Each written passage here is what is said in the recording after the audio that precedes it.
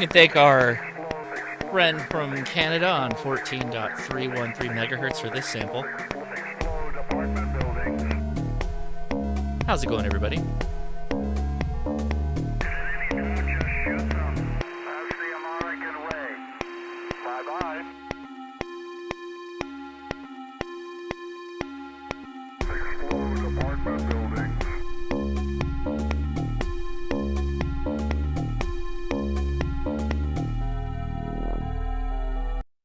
Very good. Thank you, everybody, for following us out here. Back again, I guess, live. No Ward, though. No Ward, unfortunately. I will have to swippity swap my chat here. Different chat. Let's pop that out. Make sure we get the right one in there so we get the good chat, the comments that are coming in, because there's going to be a lot of comments. By the way, for people that are not familiar with what we're doing, since I started the Ham Radio Crash Course live every Friday, or when I started it on Fridays and moved it into Saturdays, I would always end the show and go over on Discord. And we'd chat for hours on Discord, generally answering people's questions. That's always our goal out there. Well, we thought, like, why not just stream it to YouTube? I've been streaming to Twitch this whole time, turn it into its own video. So that's kind of what we're doing. So this live stream that you're watching right now is literally us just hanging out in the Discord, and we always start out by having people that are here for the first time, or if they have like a question, come forward and answer it, and we try to do our best to help them out. So that's kind of how we start off every one of these shows. So thanks everybody for watching. Let's dive into the Discord. I'm not in it yet. And say hi to everybody. So overdriven that you sounded like somebody on a CV. How's it going, everybody? Hi, Josh. Hey. All right. I think There he is, the man. we got some hot audio. I think we fixed it. Very, very good. Very good. All right. Hey, thanks, everybody, for hopping onto the Discord, hanging out with us. We are live on YouTube and Twitch, and thanks everybody who also tried out that whole live question thing that we did with Ward at the end there. It was kind of our first time trying out one of the features of Discord. Thanks for letting us do that, and you guys have already started the after chat here, which is great. So what we like to do to kick off the show here on the after chat is to ask anybody that's here for the first time to come forward and introduce themselves if they want to. But if they have a ham radio question, that's what we'd really like to hear. So anybody new here for the first time that would like to ask a question or just say hi, come forward. Hi, my name is Tim, Hey, N7LVB.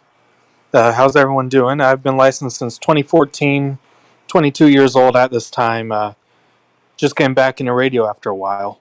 Right on. Well, Tim, thanks for joining us. Yeah, you're coming in loud and clear. Thanks for hanging out. Do you have a question for us or anything like that? No, just figured I'd join in and say hi. Right on. Well, thanks for doing that. And feel free to hang out. And we'll be live for a little while and have some fun stuff planned, hopefully. We'll see how it goes. I got a package that we'll be doing an unboxing of. Not ham radio gear, but I know a lot of you guys are going to be into it. So, all right. Anybody else in here for the first time would like to say hi or ask a question? Hey, I guess new here. Ward already answered my question earlier. I'm KM4EZK. Actually, just tested up to general earlier today. Hey, I congrats. just want to come in and hang out. Excellent. Well, you're in the right place, and thanks for joining us. Thanks for asking that question earlier, trying out the whole, the new live question answer thing. I don't know what they call it, a stage or something like that. It's basically if we wanted to host the whole talk on Discord, we could do that, which I might do in the future because that was actually kind of handy. We can take live questions then during the live streams, which I'll probably do next week. Next week is going to be Patrons Picks, which is our first of the month live stream where the patrons get to decide what topic we talk about. And I think I'll have to look right now. I think the topic we're talking about is the 72-hour ham radio go bag.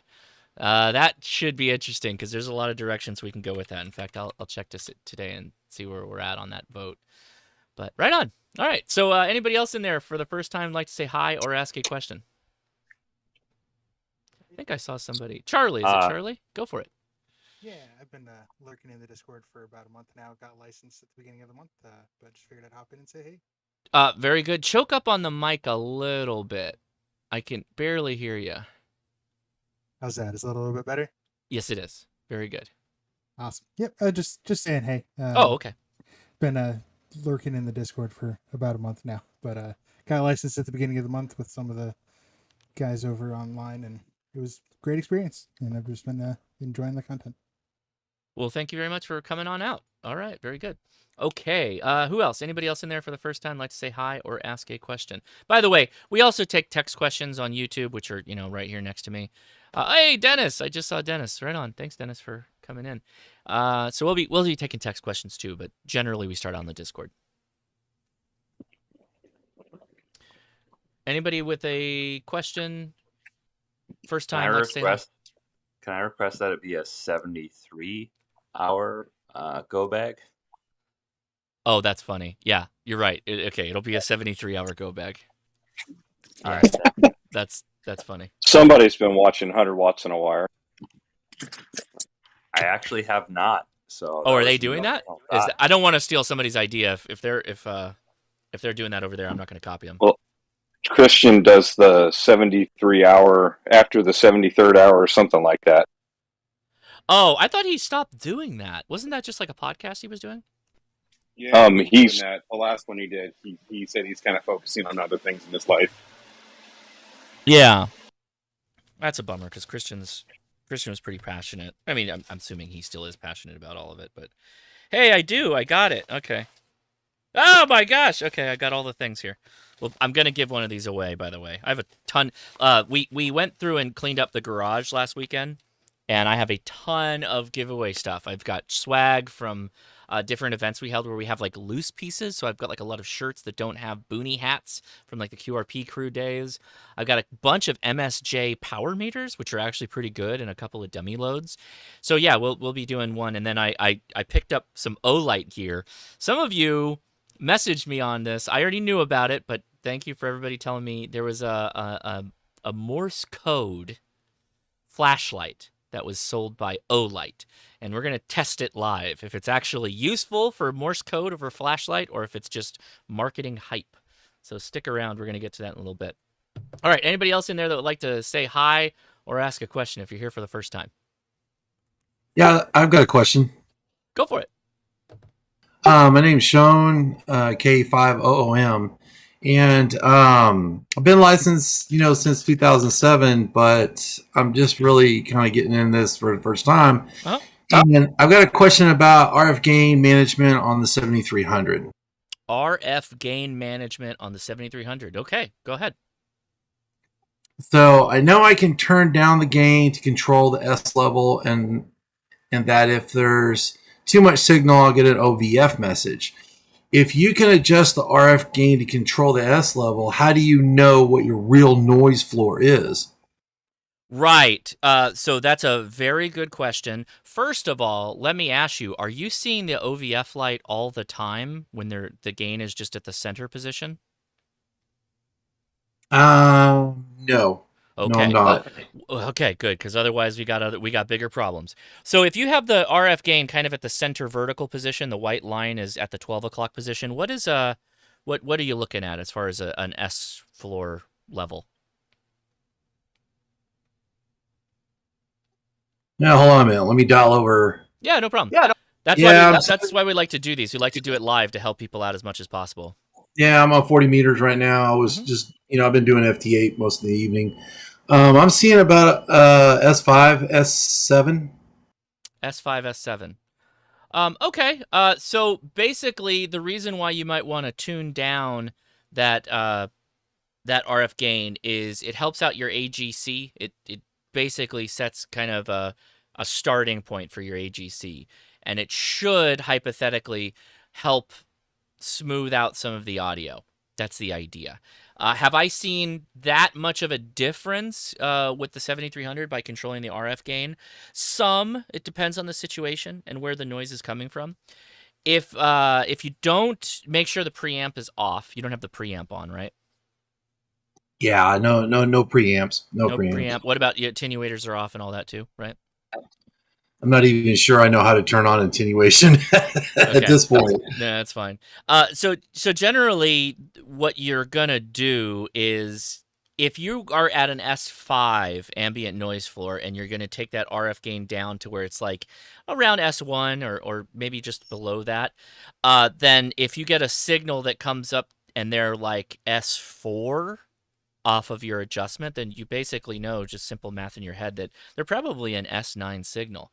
Also, if they have a fantastic just signal quality, I generally give them a 5.9. Just it's not like nobody from the weights and measures board is going to come after you and say, "Oh, you gave an S9 and that was an S8. We're gonna have to dock your pay as an amateur radio operator," right? Like nothing like that's going to happen because nobody really cares. It's more the quality of the signal than anything, and the S meter obviously helps to give that second number. The 9 in this case. But if they're like way down in the dirt, then you can give them something below an S5. You know, all that stuff is pretty easy to do once you know what you backed it off from. All right. Well, thank you very much. I hope that helps. Yeah, most of the time I know the 7300 well enough that I don't need to see it. I can kind of visualize it in my head now that I've gone on to 7610. Josh, you forgot the most important signal report. When you're at a POTA and your friends are calling on superstations, you give them a 2-2. That's right. Yeah. You give them a 2-2. Because sorry, OM, you're in the noise. You give that to Connor to really piss him off. I have. I actually, Chris is the one that I've gotten multiple times where he's literally, when he was on RHR, he would switch to try to get a better signal report, not realizing that he was like 40 over. Oh, because that I poor was giving him a 2-2. Because you're messing with him. Let's see. Oh, okay. I do have my 7610. I've got back on the video, so you should be able to see that. I'll play around with that as I need to. Where's my video though? I don't see where I am. Anybody else in there here for the first time like to say hi or ask a question? Come now.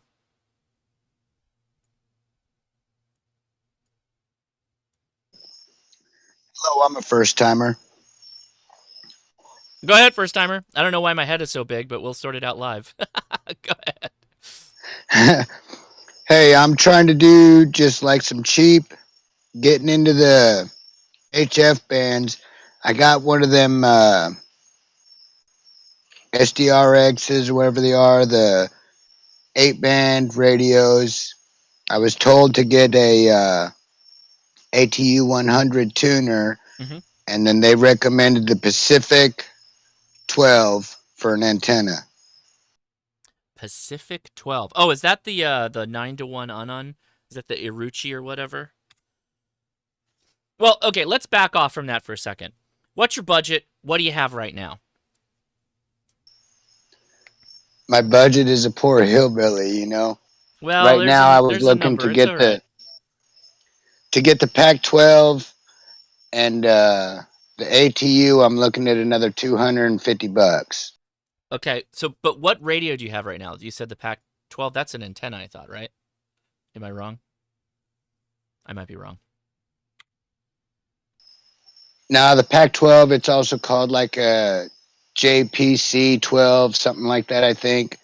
Okay. And the radio is a 5-watt 8-bander. It's a USDX or something like that. Oh, a USDX. Okay, okay. And you already own this radio, right? You bought it?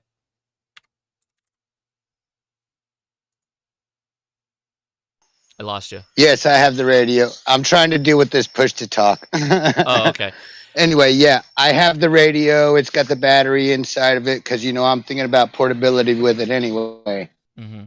Well, why don't you just get yourself like an end-fed half wave, and not worry about a tuner or anything like that. I see. We've got QRP kits. Hold on, we're pulling it up. Thank you. So this is the Pac-12 portable vertical antenna kit. How much they want? It's out of stock anyway. So I don't know. I feel like an end-fed half wave is going to be a little bit better for you. Are you willing to get your hands dirty with a soldering iron?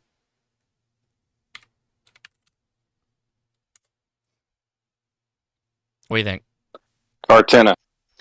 I've got a soldering iron and everything I need in my radio bag. So Yeah, but you're willing to maybe build your own antenna? Is that something you'd be down for doing? yeah, I'm absolutely open to anything like that. Oh, well, then you're going to save a ton of money then. All right, so let's pull up. There's two options. Actually, there's three options. The Cartenna, which is the coffee and ham radio antenna. Where do we find that? Where's the website for those guys? Barefoot guys. Barefoot guys? Yeah. .com, I believe.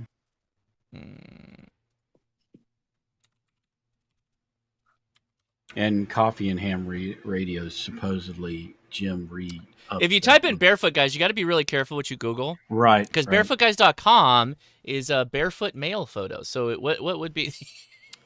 Yeah, they've been saying they're going to change it. Bruh. Yeah, okay. Come on, guys. Composite, man pack, no. No. All right. Jeez. Let's see if okay, go to coffee and ham radios. Thebarefootguys.com. Yes. Howdy. Okay. All right, that's Steve. Let's see if he's got a link to this. Thebarefootguys.com. Well, it's right at the top. I got it. I got it. Oh, yeah, you're... Just try not to immediately get demonetized. All right, so the car antenna, or the Cartenna, it's mainly a kit, but it comes with a lot of parts. It is $75. I'll drop that in the Discord, so that's in the Discord chat.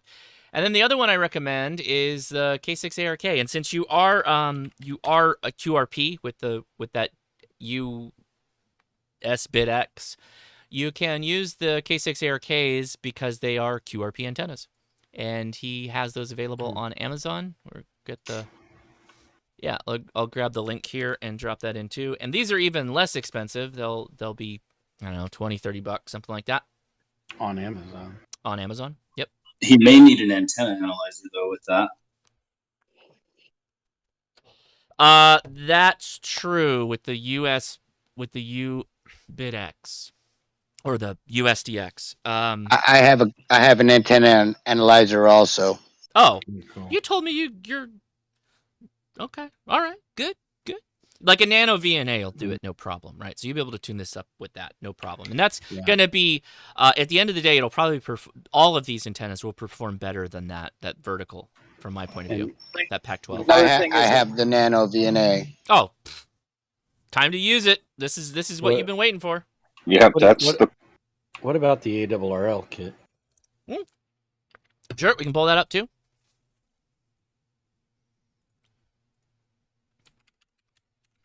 Making a link dipole is pretty easy too. Link dipoles are easy. I mean, almost anything. Like if you pulled up the ARRL wire antenna handbook, here you go. You can find the kit off of the main site that I just pulled up. All of these would work just fine for you. The ARRL antenna, you can see above me. You got the antenna analyzer, so you're going to be good as far as that's concerned. And yeah, this is what it's all about. From my point of view, I think that for QRP, building your own antenna is way to go. If you have an antenna analyzer, you can also take a 40-20-10 or 40-20-15-10 and make it a 30 just by cutting a little off and then making that a linked, if you will, sloper. Indeed. I watched some videos about slopers today. Yeah, the infed halfway can be a sloper, inverted V. There's a number of ways to deploy it pretty easily. And honestly, that vertical that you were showing, it's going to require an analyzer too. So.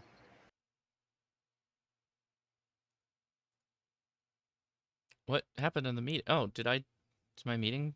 Why is my meeting showing up? What happened there? I think the one he was on about was actually the Chinese version of it, and they're a kit you can buy. So it's basically the same. I've forgotten. It's the same as the Buddy stick, but instead of having a piece of wire, it has a sliding contact. Yeah. Okay. Did that help you? Did that help? Does that seem doable? Oh yeah, absolutely. I got all kinds of ideas going through my head now. Great. All right. Excellent. That's what we're trying to help. Okay, we still got a lot of people in there. I know there's a lot of faces. Avatars that I recommend. But anybody else in there here for the first time to like to ask a question or say hi?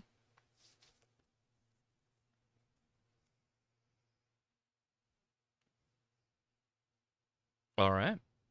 Well, I don't see any of our YouTuber friends in the house. I think they're busy right now. But let's see.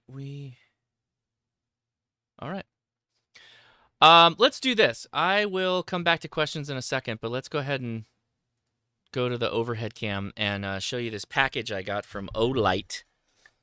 So we'll get the dummy book there. So Olight is a Chinese manufacturer of flashlights. They're kind of like the Baofeng of flashlights and gear. But they had this iMorse light. Look at that. It's literally got the Morse code on it. And I got a freebie of their iMorse, this guy. And so we'll give away this guy. You can't have the copper one. I'm all about copper EDC junk things. So let's open it. I'll use my itty bitty knife here. He's got a knife. He's got a knife on YouTube.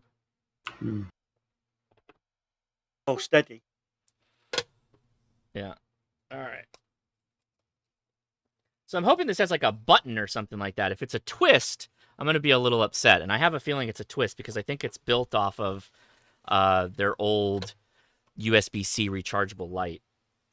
So let's slide this over a little bit. I'm going to use the top of the sBitx here as a table. So there's a user manual. It's vacuum sealed because it's copper. But what does the user manual say? Because I'm really interested in the Morse code aspect of this. There is nothing Morse code related here. What is the point of just that it can do Morse code? Like, it's on the casing. That's all it is it? Is it just it has Morse code so. on it? Wow. Yeah. Thanks, Olight. All right. Close. It's a heavy boy. Very heavy. It looks like it's almost two different colors, though, if you can see that. Mm-hmm. All right, so let's take a look at this, the actual operation of this. I do like these lights that Olight makes because, let me show you here. They are USB-C rechargeable, so you screw it out and then you. Oh, come on, does it open more than that? You plug in the USB-C right there, and then screw it down. And it's got a couple of light modes. Yeah, it's got a bright mode and then a dim mode and then off. And that's all there is to it. It's dead simple. I have this light in a smaller version. This is actually bigger and heavier because it's copper. So I guess what they're alluding to is that you can do Morse code like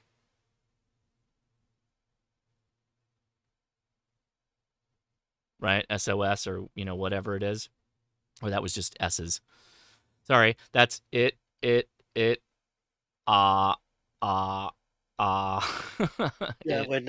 now all blind. Yeah.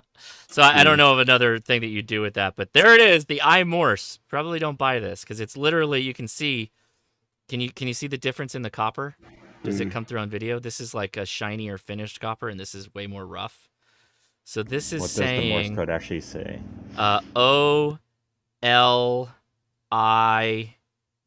Olight. Is it? Sorry. OLIGHT. Olight. Drink more Ovaltine. Great. It says Olight. Hey, Josh. Boo earns. Holy crap, Ovaltine. Oh my gosh. Yeah. What's up?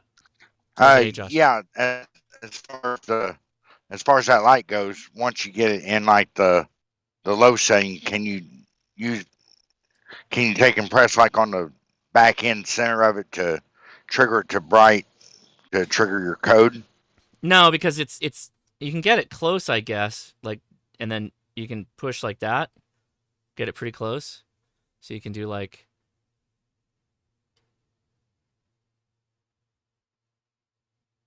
Oh, now it's stuck on.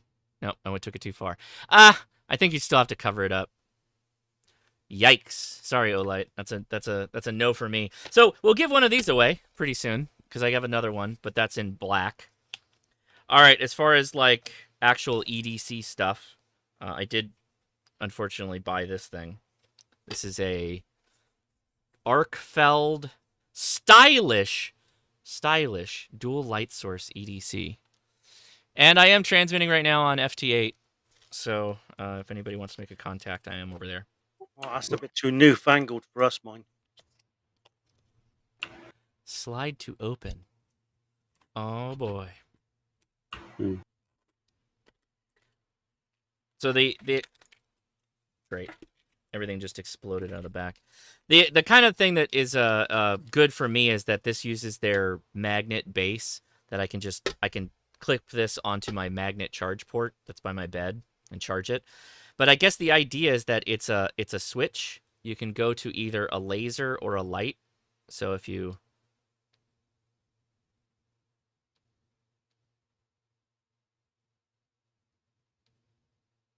Oh, is this out of batteries? Fun. Yeah, there's a laser light. It's green.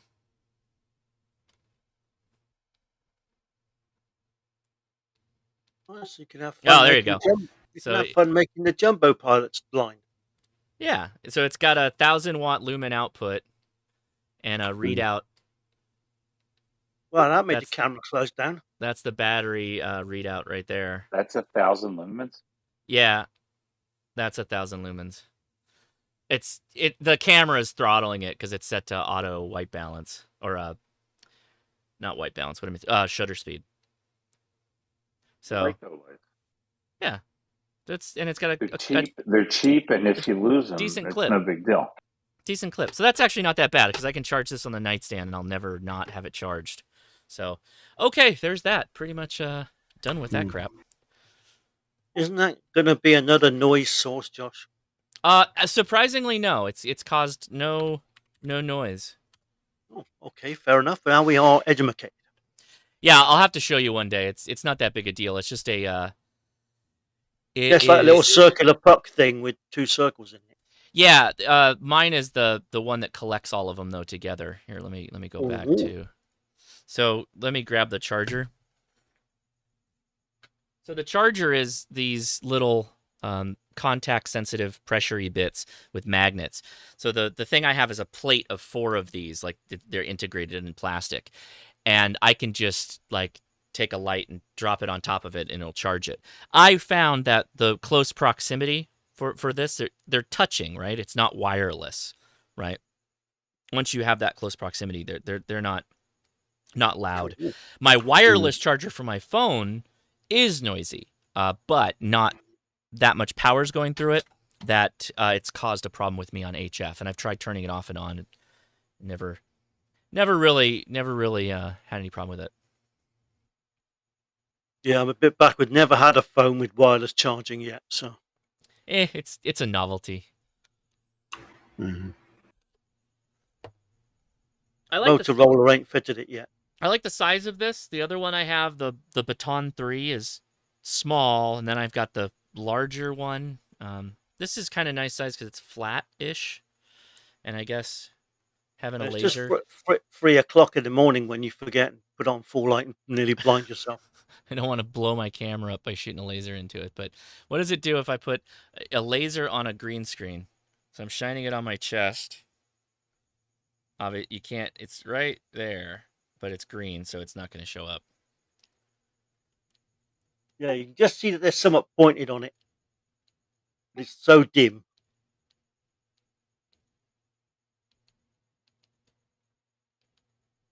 Hey, so sorry for the whole live stream conundrum that I caught myself in. What's that? What conundrum? So I thought there was like a couple. I thought there was a couple people in front of me, and so I went to go and take care of some stuff. There were. And grab a drink, and then I came back and I heard I was close to the computer and I heard jam scan. I was like, oh no! And then I you're good, man. Don't worry about it. No, what happened was the 2 people in front of you, they had audio problems, so you de facto became the next person because they couldn't get they got their stuff sorted out, but we kind of went to you because we knew you've been on Discord many times, so you know how to make all that stuff work without a problem. So we put them back in the waiting list while you came on because they had issues. Honestly, Ward Silver, he was amazing. Are you gonna have him on again? He was so good. There's a reason why Ward Silver does so many talks a year. Like he works well. He makes books with the ARRL. He's a prolific author. He's very active in amateur radio. He does contesting. I mean, you can ask Kyle or Sterling if they end up showing up later today or just any time about Ward. Ward's amazing. He's like the best. Yeah, we love Ward. I've read parts of his books. This is the first time I've seen him live, and I like the guy even more now. Like he just has such an amazing personality. Like he just answered whatever question. He didn't care. He even had his own personal experience about like some other guy answering his ridiculous question. Like that's just amazing to me. Oh yeah, he's awesome. He's the best. So I hope everybody had fun with that live stream. Hopefully that was helpful.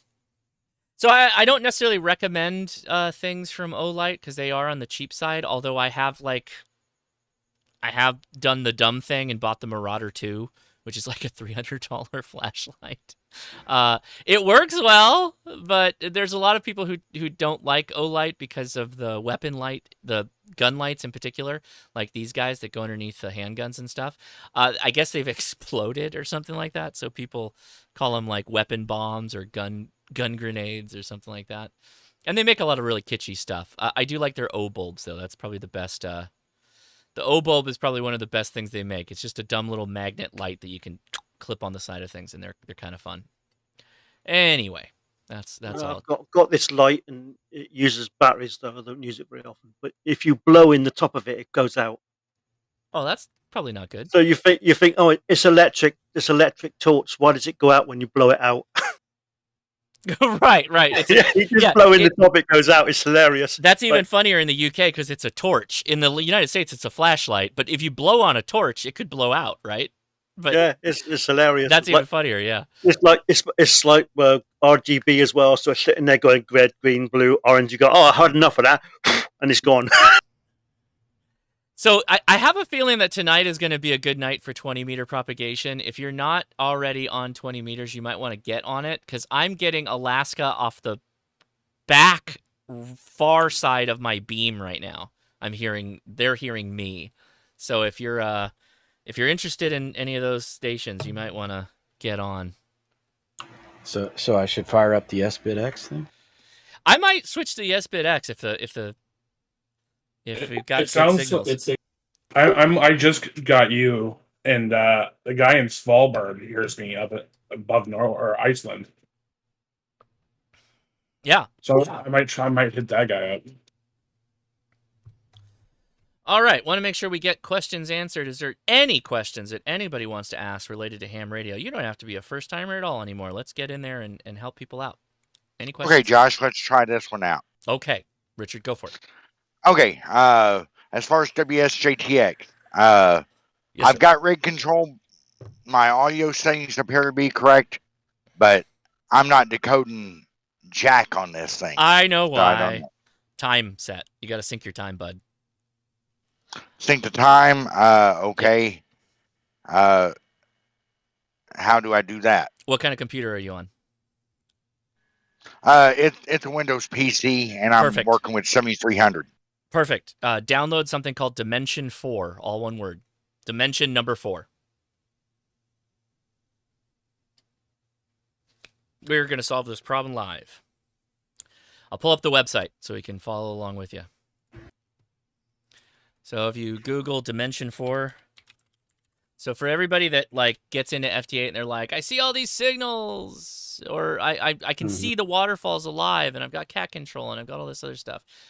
It's possible that you just have your time source is just way out of whack. Thinkingman.com has something called Dimension 4. If you download Dimension 4 for your PC, you can click the little link right here, and you'll get the software. It runs as an admin, and it will query and pull from whatever the best source is for time. Will that work on the Jank component? Yes, that's what I use on the. I use that on any Windows PC I download Dimension 4.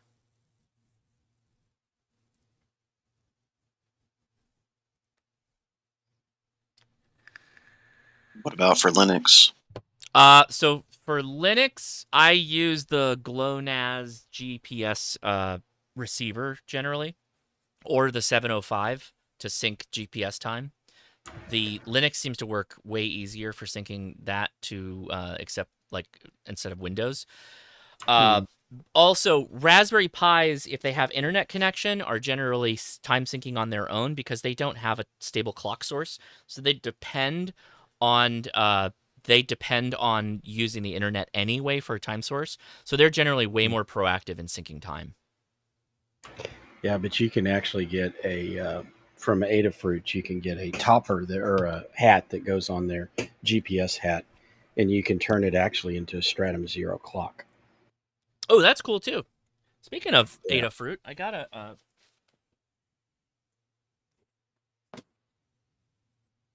In fact, a lot of the instructions on the internet about you setting up a Raspberry Pi as a clock talk about exactly how to do that with a 1 PPS and all of that kind of stuff. That's why I don't like those dongles. Those dongles don't give me 1 PPS out of them. Generally good enough for FT8 though. Oh, absolutely. Yeah. No, I just like to make Stratum Zero clocks. Okay, I'm with something you. I do at work. All right, so I did get an 8. I think this is an Adafruit box. And Josh, for the information, I did finally receive a signal. Did you do the Dimension 4? Affirmative. And you got time source now, time sync?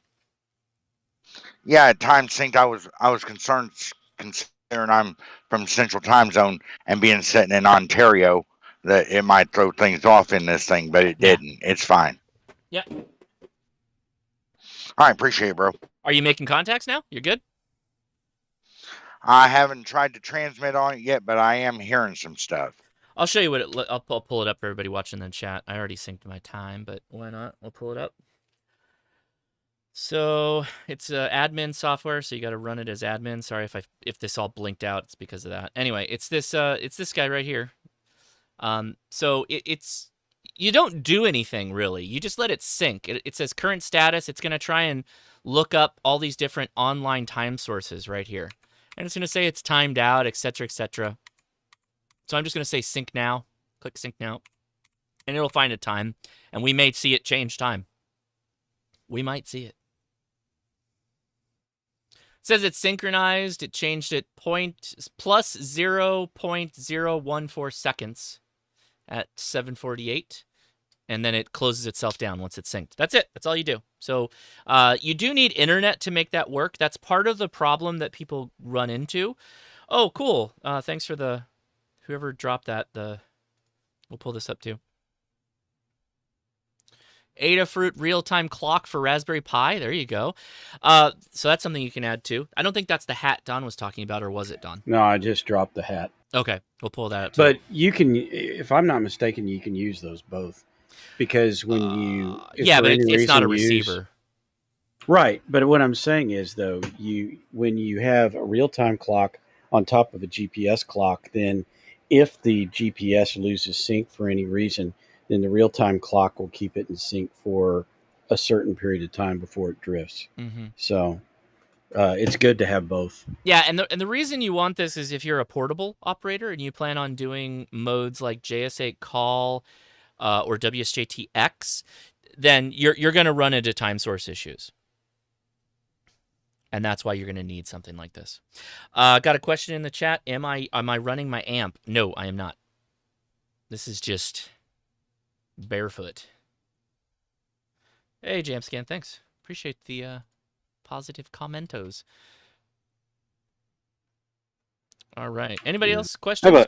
Go just an observation about clocks and GPSs. I noticed with aviation GPSs that it seems to be that if a device syncs up in such a sophisticated way with time through a GPS specifically, then the natural accuracy of the clock when it's not syncing to GPS is absolutely horrible.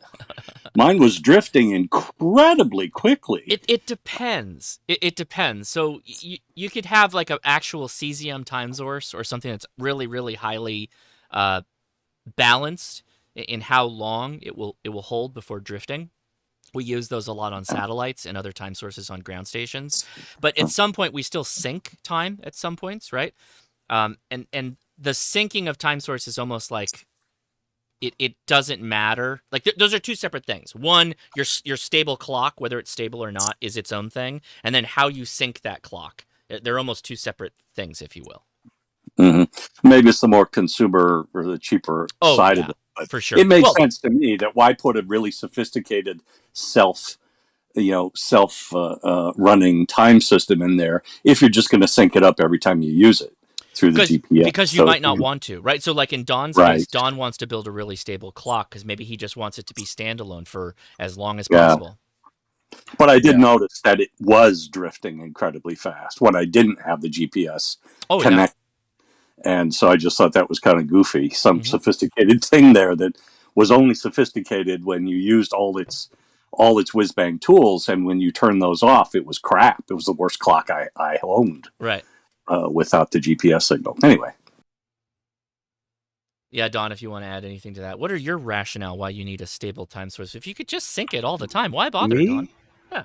Because I do it at work and I thought it was fun. Oh. And it's really, well, the thing is, I mean, I remember when like about 8 or 10 years ago when I first started doing this for telecom, this stuff was like god awful expensive. And now you can freaking do it on a Raspberry Pi. So, and the other thing is too, I run my own NTP. Like if you look at those guys that are providing you the clock sources, what I'm doing is what they're doing. They're putting they're setting one of these up and then providing it out into the NTP pool for you to pull time from them. And so it's kind of a contribute to the community type of thing. Mm-hmm. So yeah, I mean you can basically become one of the clock sources on the clock pool. Yeah. Oddly enough, that it's kind of dumb if you think about it. There's a whole video on like what is a kilogram, right? The standard kilogram. It's changed over time, but it's important. It's actually an important thing for various different reasons. And there's a really good like mini documentary on YouTube talking about it. May be Veritas or Vsauce, where they have like this silicon orb, something like that. That's the kilogram. It's fascinating stuff. And time sources are very similar too. There were stories in the paper maybe 10 or 15 years ago that the international location of weights and things, they have a physical standard kilogram. And they were worried because it was old enough that they noticed the atoms were actually decaying. Yes. So the Vsauce video, I think it's Vsauce. Again, somebody will pull it up for me, but the standard kilogram actually has like sister kilograms, and they were sent across the world to different countries to hold and protect. And they brought them back together to weigh them all, like intensely accurately. And they all varied significantly from their original point of creation, in which they were all the same weight, right? So it's just so freaking fascinating, the whole thing. Love that. But yeah. Well, I mean, what they do with the with weights and measures, they also do with time. So there's extremely accurate time measurements that are done by National Institute of Standards and Measures. I believe it's the same group. And then they also coordinate with the UK and several other places to make sure their clocks are like dead on accurate, and they never are. They're actually just a teeny little bit off, and they can measure the time that they're off, and construct corrections. And that's even why we have leap years and leap seconds, because leap seconds are accumulations of all of those little bitty missed times to try to pull them all up and sync it. Resynchronize your swatch. Go I ahead. used to help with I used to help with the tours at the Naval Observatory here in DC, and the way that it was explained to me was like, what's the Naval Observatory time versus NIST time? And they said that Naval Observatory was a clock, and NIST was a stopwatch, I think it was. And so they determined what a second was at NIST, and the Naval Observatory determined what time it is. So they were the ones worried about, the Earth, all the Earth movements and all that kind of stuff. Right. And they also got into how they determine what international time is. And there is a committee that all these different countries feed into, and anybody who has atomic clocks of some kind get a vote, and their vote is determined by how sophisticated their systems are, what their past records were, and whether they were with the bulk of the group or not. And there's a whole mess of them, and of course they throw off the fastest ones and the slowest ones, and they figure out what the middle is. And I believe the U.S., because of the number of systems and its history and accuracy, had something like a 70% vote in that system, or something like that. But yeah, it's really interesting, incredibly sophisticated, and so many different overlapping agencies doing it. And then the flip side of that, what I find fascinating is that if you and I don't know if it's the same way, but once upon a time, Big Ben, up until very recently, they used, what is the smallest cent in Britain? Is it the pence? Is it smaller than that? I don't know. Yeah, it's a penny. Yeah. They were using those little pennies on the pendulum to rebalance the time for Big Ben. And that had been the way it was done for decades. Yeah, in fact, it was old pennies. It wasn't Old even pennies. the current one. Yeah, No, it was the old ancient penny that's a lot bigger than the current one. Right, and they had just done that because that was when it was built, and they just kept adjusting the time on it as you would with any mechanical thing over time. Big Ben's no different, and I don't know if they've since changed it, but at least until No, I think they'll rebuild it and retime it, and then the next timekeepers will find a convenient way to change its swing on. Yeah, so. But I mean, over here we have one of the convenient standards we have. Radio 4 is actually connected to an atomic clock. Yeah. So Radio 4 time puts a time sequence out as part of its ident. So when you're listening to the Rubbersy thing, the BBC are coming out, hidden in the background is a digital ident for atomic clocks. Yeah, those. What is that clock in the U.S. that we tune in at 5 megahertz, 10 megahertz, etc.? That one. That's WWV. Yeah, and that one's actually driven off an atomic clock as well. Just a little aside for that, if you tune that in and you hear a male voice, you're listening to the East Coast. The female voice is the West Coast. Yeah, so and really, you can actually determine your time and date. By the way, the 905 actually has a GPS in it, and it's one of those ones with the 1 PPS, so they can use. They subdivide it down to 10 megahertz to drive all of their 10 megahertz clocks, so that you can synchronize the signals. That's what we do in telecom. So that's why we need it. I heard that their time accuracy is better than 1 PPS. There's a rumor. Yes. Mathematically, that's how you do it. Mathematically, if you have 3 satellites in there, you're as good as the rubidium clocks inside the GPS. That's why you're actually, because this article that this guy wrote, he's an idiot. He's saying he's a stratum 1 clock. No, he's a stratum 0 clock. Because when you start running NTP, you're 1 minus the clock you're reading. Right. That's the stratum 1. the stratum zeros on the GPS, and through the mathematics Oh, of I got having you. three. Yeah.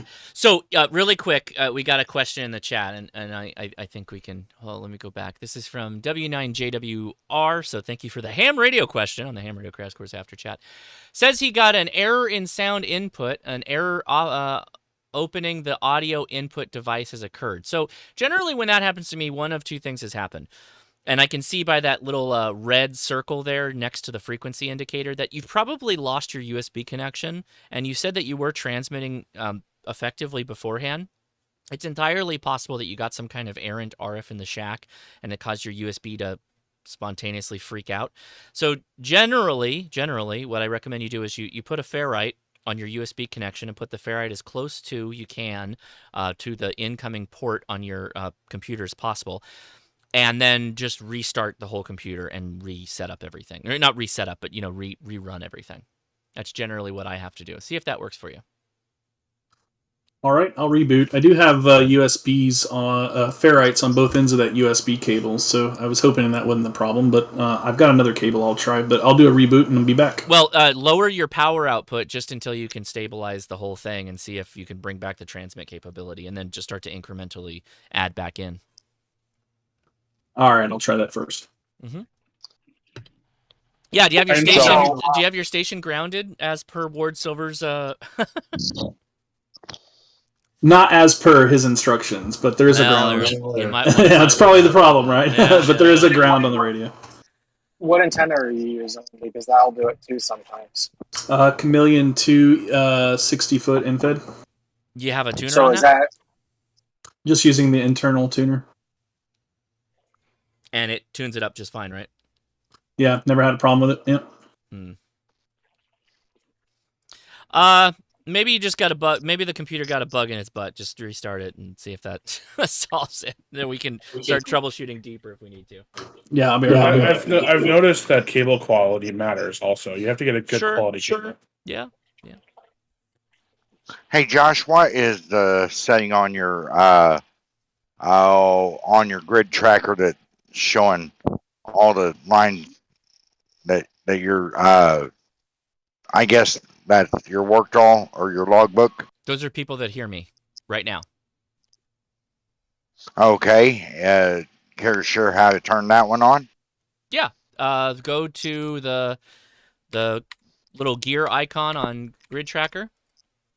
Bring that up and go to map, and you want to have PSK spots path selected. See, I just turned it off, turn it back on, turn it off, turn it back on. And then spot color, you can adjust it with the slider. I use pink because why not? There you go.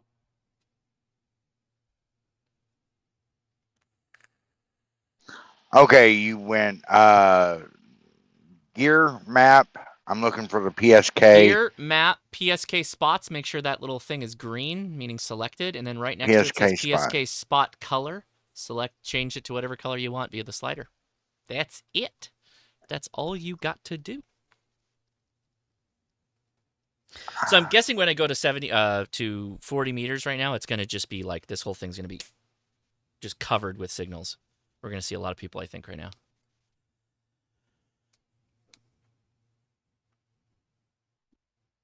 I think I might switch here shortly. What time is it? 8 o'clock? Eh. Or what should I do? What do you guys want to do? Want to keep playing around on making FT8 contacts? You want to go to the sBitx and have fun with that? What do you guys want to do? sBitx?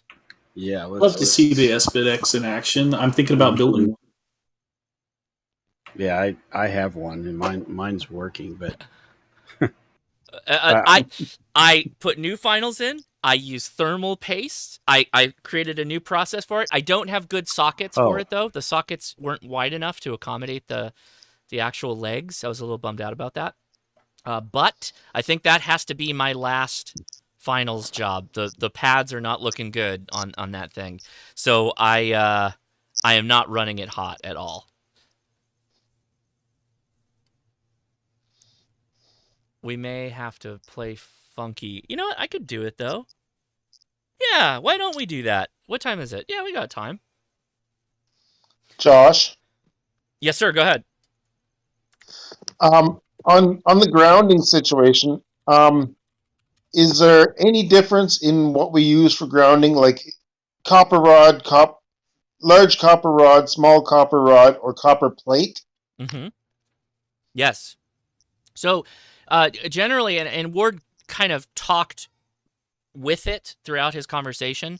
He was talking about the gauge of wire, large surface area, all that stuff generally implies good grounding capability. You want something that is a large gauge or a big surface area like a strap. If you stick to that general paradigm, you're pretty okay with whichever way you go. Oh yeah, the Russian stations are coming in now. I'm not even pointing north yet. So like a half-meter plate would be acceptable? Half meter plate? What do you mean? 50 centimeters by 100 centimeters. Nope. I also have it a what 50 by 20. What are you using it for? What are you using it for? What do you mean? Grounding. Grounding what? Tower. Like you're going to put the tower on that plate, or what do you mean? No, the tower goes into concrete and the plate's outside the concrete. You're attaching all your lightning arresters to that plate. Right on. Okay, yeah, got it. Yeah, generally you can put that in. Thickness of the plate doesn't really matter so much as, well, I guess it does to a degree. But that you want to, I would suggest you put it in like a weatherproof box, weather-resistant box, right? The plate. My plate is in a box like that. Mine is 12 inches by 12 inches. And then all the lightning arresters are bolted to that plate, and there's Oh no, I think you're not understanding what I'm talking about. I'm not, because you haven't described it. So go ahead, try again.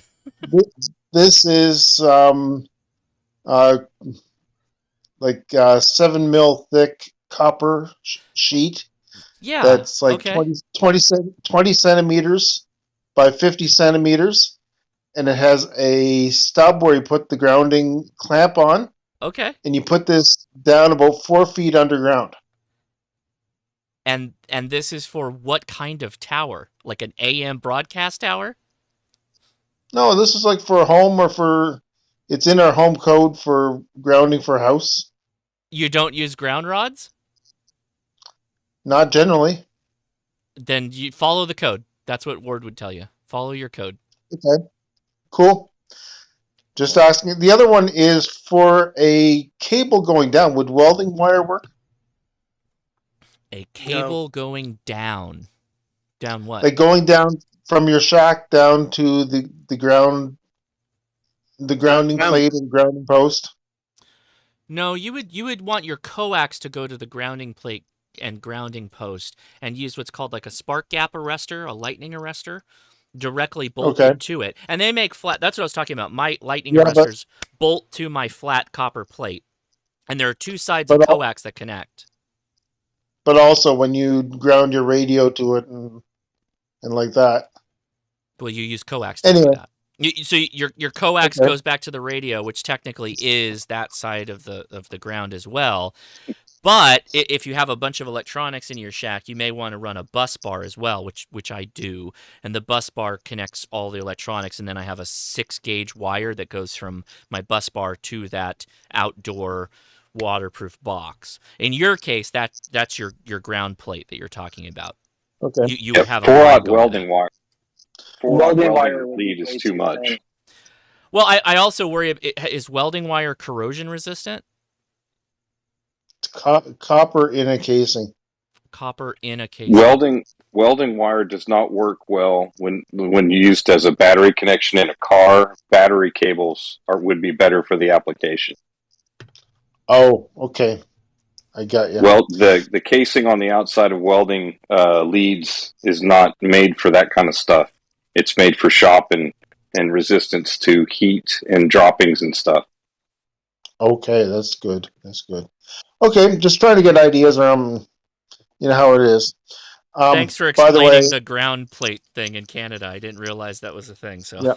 Okay. By the way, last weekend I bought a Yaesu 707 for $45 Canadian. Nice. with the tuner and the digital VFO. Oh, cool. Anyway, and I brought it home, opened it up, and fixed the problem, and works. What was the problem? Somebody had put over voltage into the radio and melted a little single pin connector on the red wire, Okay. causing it to insulate. Comment. Go ahead, comment. On a 707, be very careful. There's a 7809 in there that has a habit of going pop. That thing runs all the electronics inside the radio. So make sure that 7809 isn't damaged. In fact, replace it. There are 2 or 3 of them in there, and if there's been an over voltage, they're liable to be destroyed. And the first time, not the first time you turn it on, but it's the 9-volt rail is what the VFO and the synthesizer run off in the extra computer bit. So make sure that 9-volt rail is good. In fact, they recommend that you change because it's at 78L09.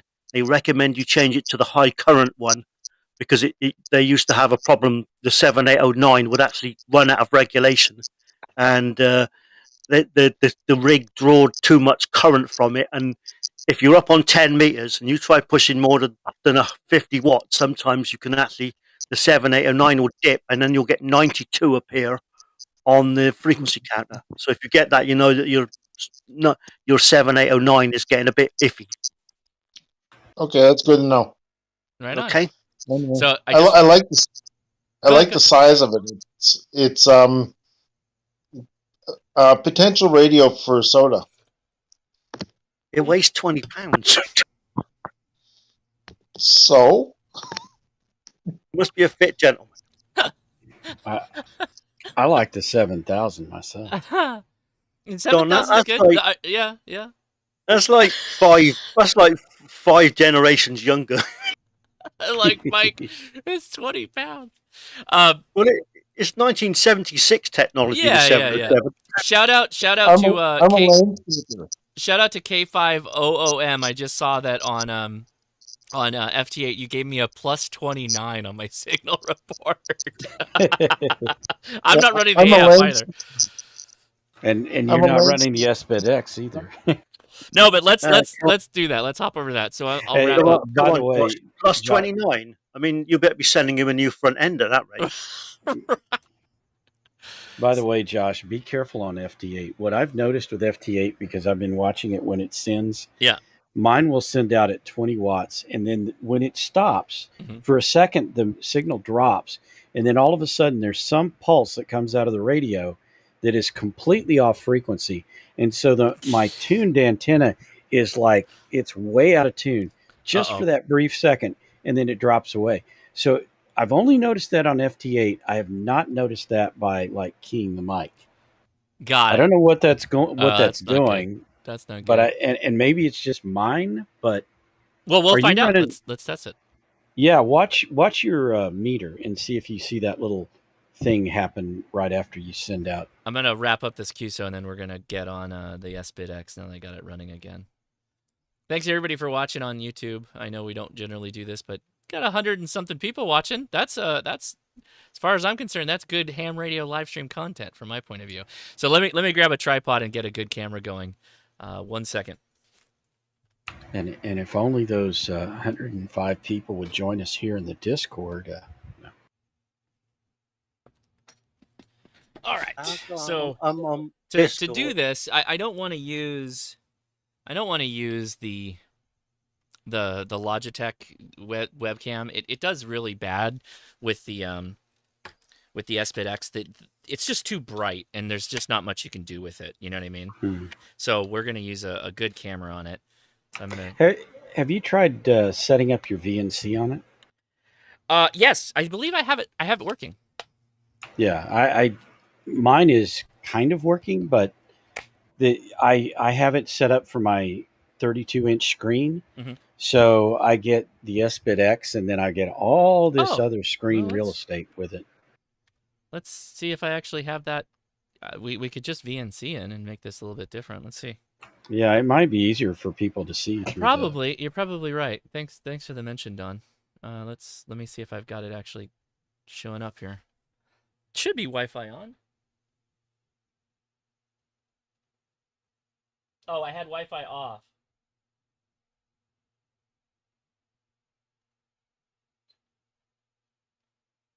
It might create a buzzing noise, but who cares if we're doing digital? It doesn't matter.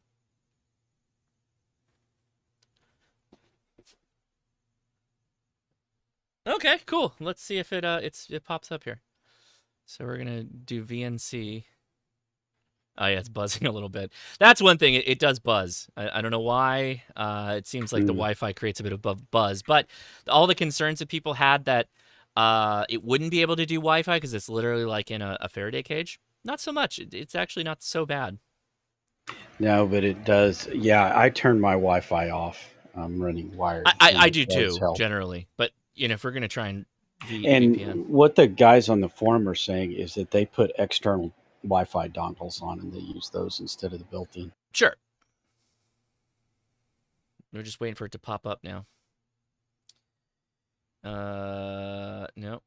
All my Android, my router gives little fun Linux icons to all my stuff that shows up on the network. I'm waiting for it to show up now. While we're waiting, anybody have a question? It could be on today's topic of shack grounding and bonding, or it could just be on ham radio, and I'll check the YouTube side too. Sorry, I've been neglecting the YouTube chat. Best way to get in on this conversation is join us on Discord. The link is in the description. Any questions? Yeah. Dennis is on the YouTube to handle all the questions in the chat. Oh, yeah. Dennis is leaving, he said, though. You didn't even join us on the after chat. What the heck, Dennis? Hey, Dennis, I appreciate you, man. Thanks so much for watching. Jeremy Chase says, my wife wanted me to tell you how much she enjoys the podcast. I can now fall asleep to it as she likes it. Oh, wow. I don't know. That's kind of weird that you guys fall asleep to listen to my wife and I talk, but that's just me. I don't know. I'm just kidding. Thanks for listening. Let's see. Did it show up? I credit my wife. I credit my wife to everybody, to other spouses liking the podcast and listening, because spouses generally aren't going to watch me, so that's totally attributed to my wife. Well, I'm sure, and I've noticed this just from the couple of times I've gotten to listen to it, but it's really good to hear you and your wife have a discussion, because I mean, a lot of people in their marriages don't have that hey, let's just sit down and talk for a few hours, and so it's a really great example of that. Yeah, I just I had to trick her into doing a ham radio podcast to make it happen, right?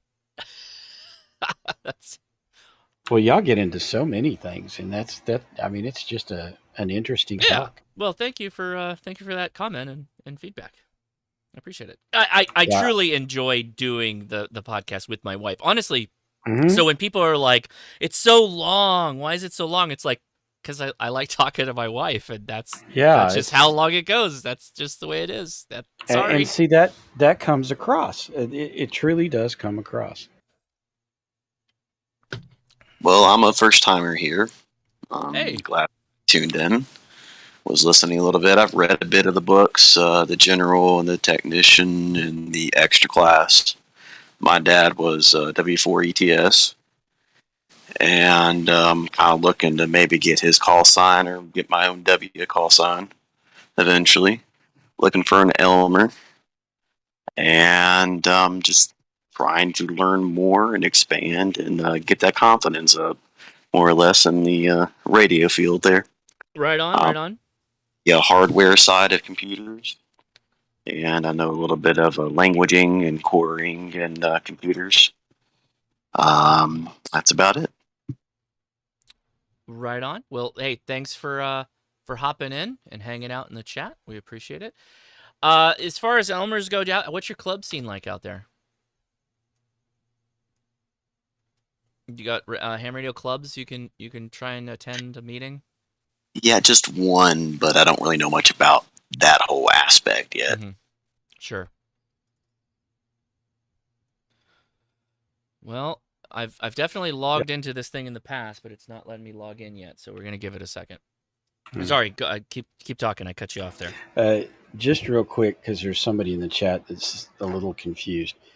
The sBitx is actually, I mean, it's a Raspberry Pi hat.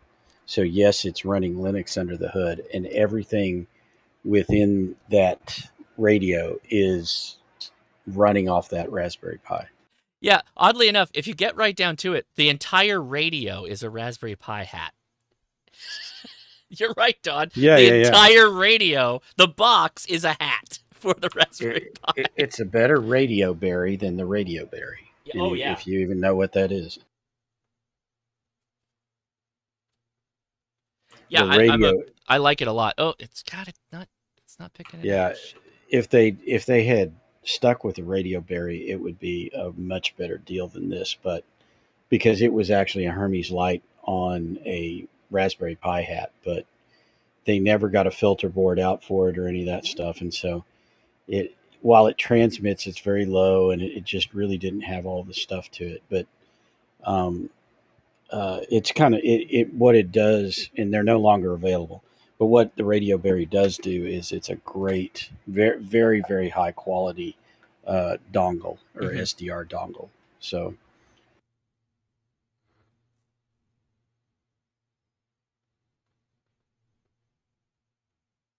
Okay, I have the VNC is not wanting to connect. It's very frustrating. It's running on the Pi and it's connected and I see its IP, but it's not happy. Can you SSH into it? Good question.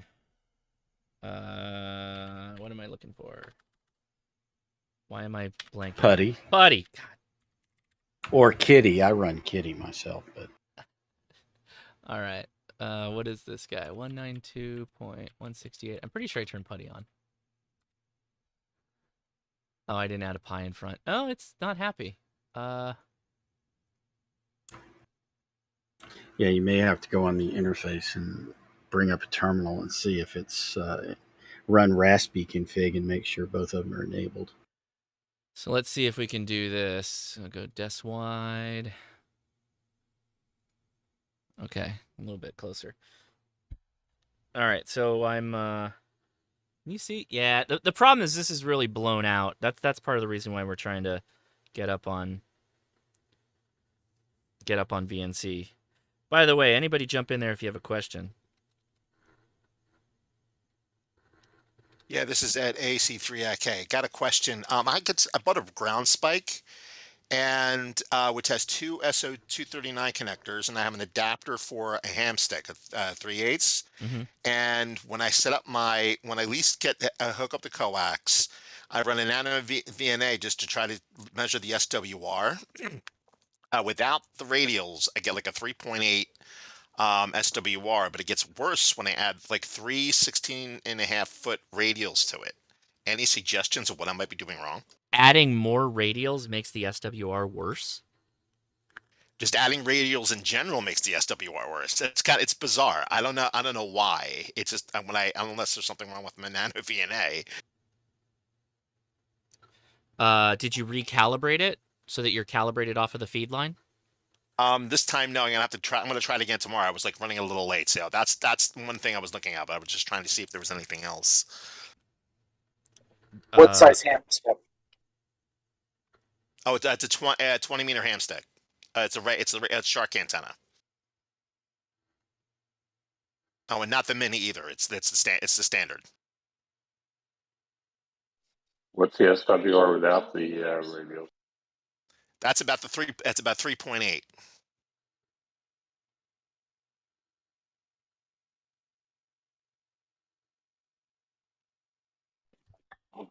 Is it attached to the roof of your car? Yeah. What radials? Okay. So, yeah. What is the antenna attached to? This is a ground spike. A ground spike, and it is not. What are you using to connect the coax to the antenna? Oh, there's two SO239 connectors. One for the antenna, and one for the coax. And I have an adapter, 3/8 adapter for the SO239, so I can attach my ham stick. Is it one of the ones that has that plastic bit in the center where you can attach radials? I believe so. I have to look to see if I can attach radials to or not. Is it possible that you don't have the ham stick isolated to just the center pin of the coax? That could be a possibility. Yeah. Okay, I can give that a try. You could be like shorting the antenna to the ground of the shield of your radio. The ham stick is just the center pin. It's just a threaded bit. There's no negative side of the antenna. You have to provide that either via a mag mount. Usually the mounting structure of the antenna is what allows you to have that isolation. Gotcha. Okay, that makes sense. Okay. Is that anything else? Possibly what it is? That could be possibly what it is, because if I use the ham stick on my mag mount, it's fine. It's like I have a couple of yeah. So I have a feeling that kind of makes sense. Yeah. Or also make sure the other way around is true, that the negative of the shield is connecting to the earth spike and not just sitting there floating. Right. Okay, that makes sense. Okay. Yeah. No floating. Do you have a voltmeter? Oh yeah, voltmeter. See if they're shorted.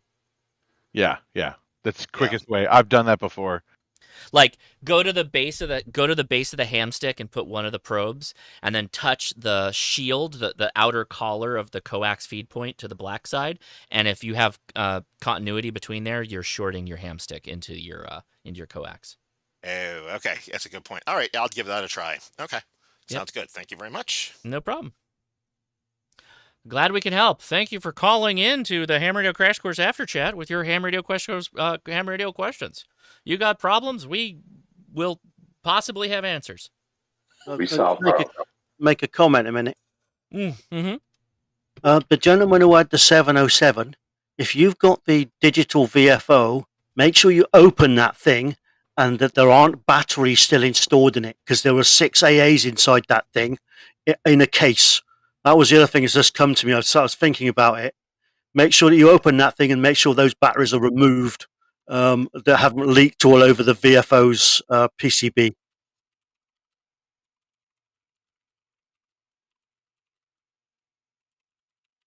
Or you might have gone, but okay.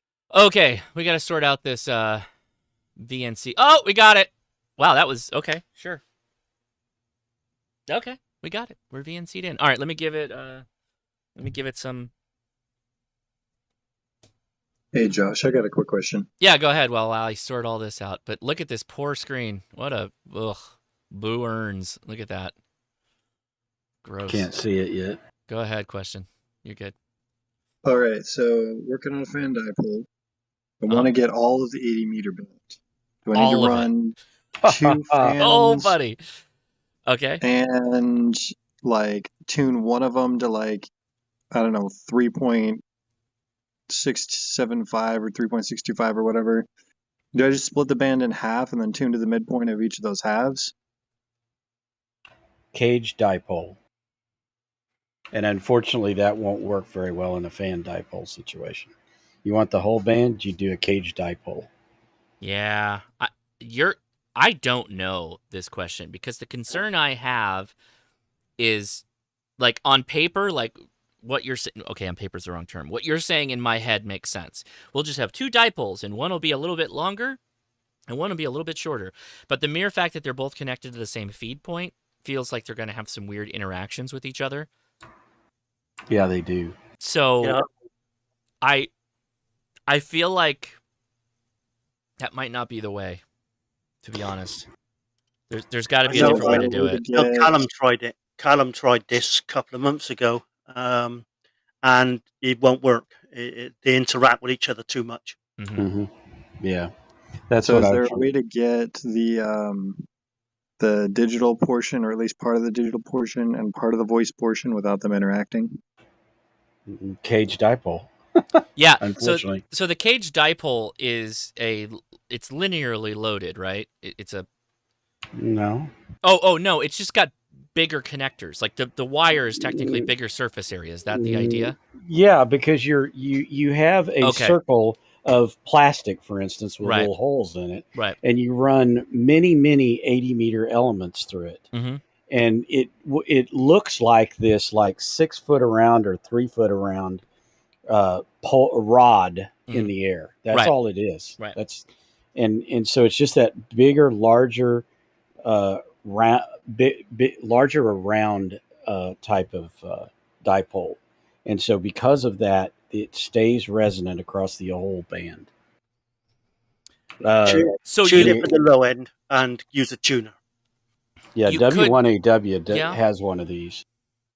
So the other thing I was going to say is, what is the cage dipole doing? It's increasing the surface area of the elements, right? So you could hypothetically use larger pipe, right? And that would give you a similar effect. But that's the reason why the cage dipole is doing what it's doing. 132 feet. No, I know. Pipe. Yeah, I know I'm not what you're recommending it. I wanted to but explain you're why. right. Yeah. And that's what It's the cage same. dipole is doing. Is it's allowing you to have more surface area, which gives you wider bandwidth. Yeah, Tim posted a picture in the chat. Okay, everybody. So I am. You're looking at the sBitx on FT8 on 40 meters, 7.074 megahertz for FT8. I'm not seeing a lot of contacts right now, which is a little bothersome to me. How's your time? My time is okay, and it's the Raspberry Pi. It's connected to the internet, so it should be synced. Yeah. Mine was like even connected to the internet. It was like 2 seconds off. But no, I think yeah, it's I don't know okay. the 2 seconds. I mean, mine would work for a little bit and then stop. And No, that doesn't look good because the plus 1.12 and all that here. That's the time, right? Is that the drift? Yeah, 0.3 is I think a little high, isn't it? Or plus 3, yeah. So yeah, you're 3 seconds off. What's the time sync for Raspberry Pi? Crony D. Do you have to start and restart the service? Sometimes you do. I mean, I messed with mine. I think Crony starts, but don't you have to configure Crony even? Well, that's what I don't know what to do. I think right you do have to start it. So yeah, bring up your SSH window or SSH into it. I'm into it. I'm on VNC right now. Okay, yeah, I know, but you got your radio up. So I was trying to say go in underneath that with so with an SSH session, and do Crony C and type status. Is it CRONY? C, yeah. Crony C is not set up. Crony C, all one word, right? Yeah. CRONYC. And then just hit enter, and then it'll come up with a deal. It's not configured. It's not. Oh, okay. Then say system, or let's see. Just do an apt install Crony then. It should already be there. I thought that was a problem I had because I try to install NTP and Crony always interferes with it. So I just bit the bullet this time and worked with Crony. It doesn't like it. Are we out of app install, app get? We're no longer doing that, right? Sudo apt get Crony. Crony, or you can try system control enable Crony.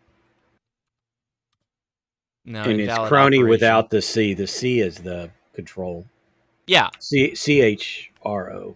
CRONY, right? Crony. CHRO. Like that's my chronometer. Or something? You're right. Okay, hold on. So let's do. You need to do apt-get install. Yeah. Yeah, apt-get space install. Yeah. Yeah, but is this going to step on the other one, and I'm going to have to do this whole like uninstall? Nope. Crap? If it's there, then it won't reinstall it. And it's CH. It's CH. It doesn't. It's not there. But you keep time CRO. I know you're lagging. You're lagging behind me. Oh, I'm sorry. Yeah. You're right. I am. Is it apt install or apt get? Apt space get. Or apt space install space. Why do they keep changing it on me? I don't know. I think apt is like the user-friendly one. We found it. Apt-get is everybody's screaming in the. Well, I'm Debian used to use apt-get. I mean, they've changed it like 20 times.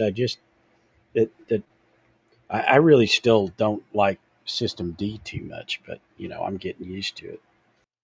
It didn't install. It's already active with the latest version. So is it? Okay, so it's there. So you probably need to do system control space or sudo space system control space enable space. Is it system control one word or? Yes. CTL. Yeah. Okay. System CTL. Yeah. System CTL crony. And then what? Is already Sorry, I'm so behind. I can't tell. Yeah. I understand. You want to do the status before crony, or you can do start crony, or you can do enable crony. Yeah, once you do the enable, you should be able to do a start. Now it may not be configured. No, it is configured actually. Enable crony, not a shell bulletin. So is this sudo? Yeah, you have to do system control is a root level thing. No. Sudo enable crony didn't do anything. Are you talking about system CTL?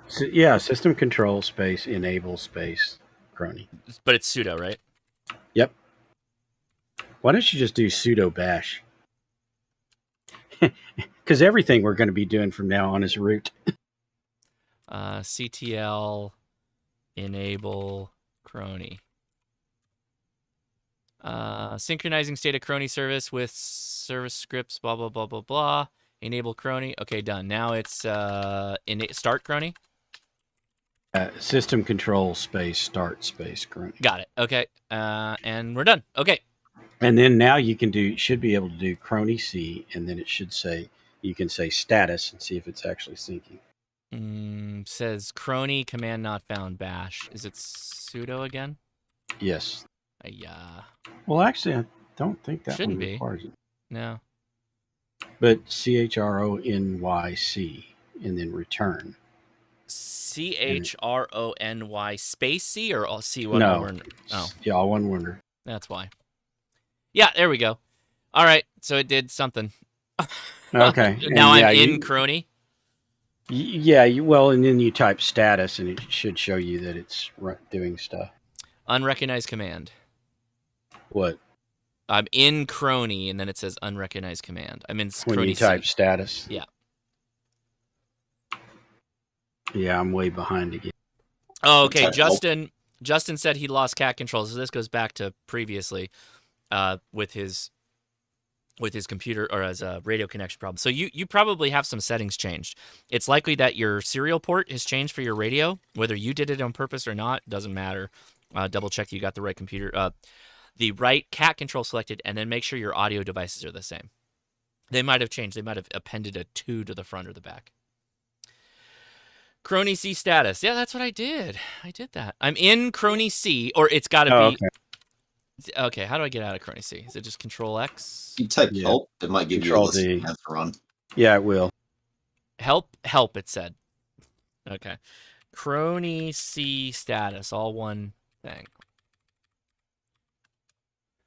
Command not found for, because I left the freaking H off. Let me start mine back up, and I'll log in and do it. Well, it helps if I spell it right. So far, this is nobody's fault but my own. Unrecognized command. You can try INFO, but I don't remember that. I swear I put status. I just want time. Oh, okay, there we go. You know, I think, doesn't the Raspberry Pi use time date control? It will, but that's a single shot. I just need the time synced. I don't need all this complication. Well, this time, once this is here, every time you turn it on, it'll just do it. Okay, it's on. Sources are select. Oh, I know. Damn it. I know what you can do. Set time. Just type system control space status space crony. Okay. All right, so we're doing, what was it, system control? Yeah. Space, status, space, crony. Okay. Now we got something. Active running since 13 minutes ago. Starting crony. System clock wrong by 10 seconds. System clock was stepped by 10.8 seconds. Source was replaced. So we should be good, right? Yeah, should be. Whoo, buddy. All right, let's go back in. And everybody's waiting now for that. Let's see if we're every time you turn it on from now on, that will fire off. All right, let's see if we and now look at all the contacts are firing. So everybody watching, we did this just to make it so that plus right here, plus and minus, becomes like a smaller number, and that will allow us to decode more signals. We have to do a bit more work. I just said download Dimension 4 for Windows. On the Raspberry Pi, we've got to do a bit more for making that happen. I may switch back to 20. It seems like 70 is 40 meters is kind of dead. What just happened? Did we lose?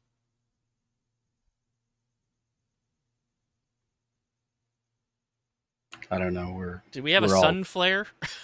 A solar flare? I thought Larry of Ham Radio Live said that we were due for something like that. Did we just get solar flared live? Because all the signals just died. Is your 7610 up? No. I switched the antenna over. Let me see. Oh, okay. Yeah, you need more antennas, Josh.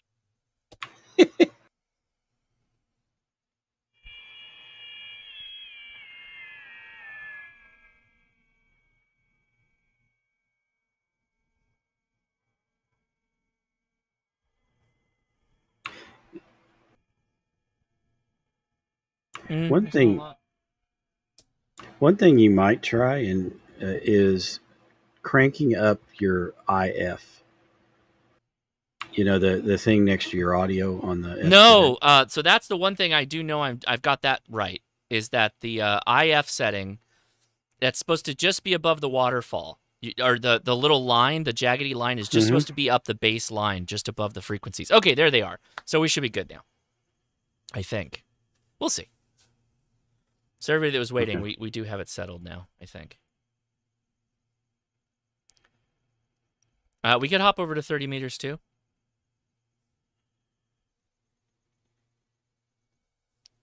There we go. You see all those signals now? All right, we're popping. Yeah, we're all good. right. What's a good one? Let's go with this guy. I don't know if it's gonna work correctly, but we'll see. I'm gonna try. And I've got the power necessarily low, just so we don't blow the damn thing up again, because I don't think it's got much more in it.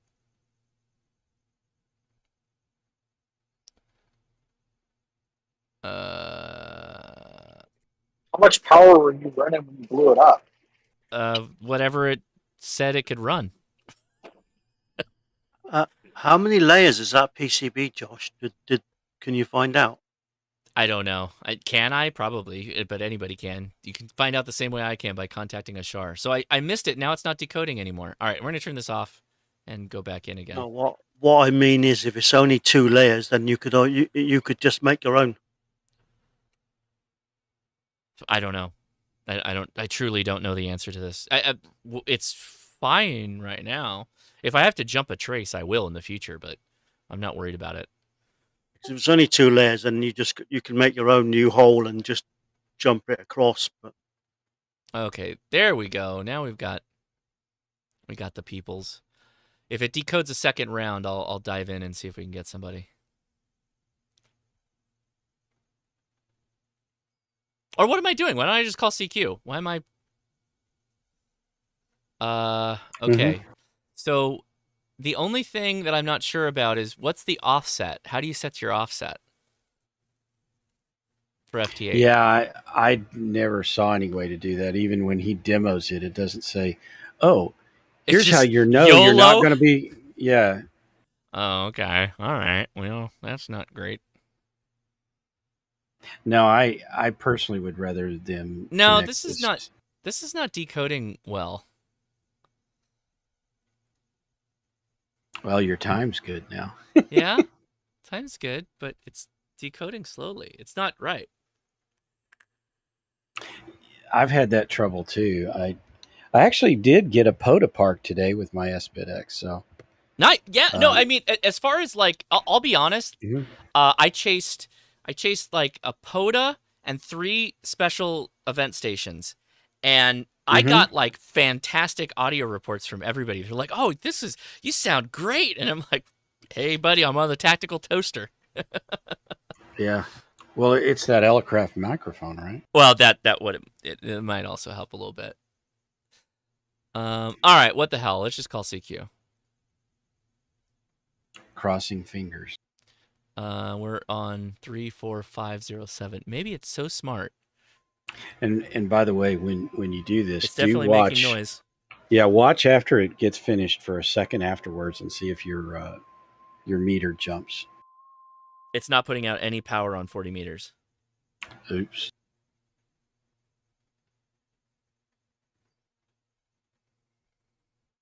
That's not good.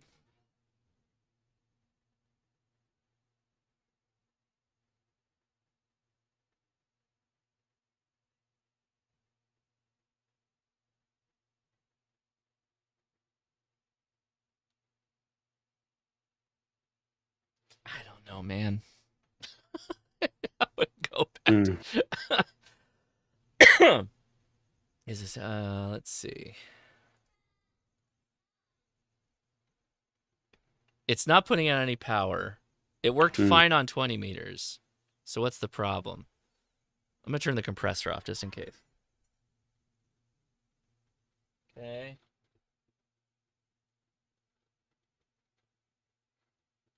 All right, let's try that again.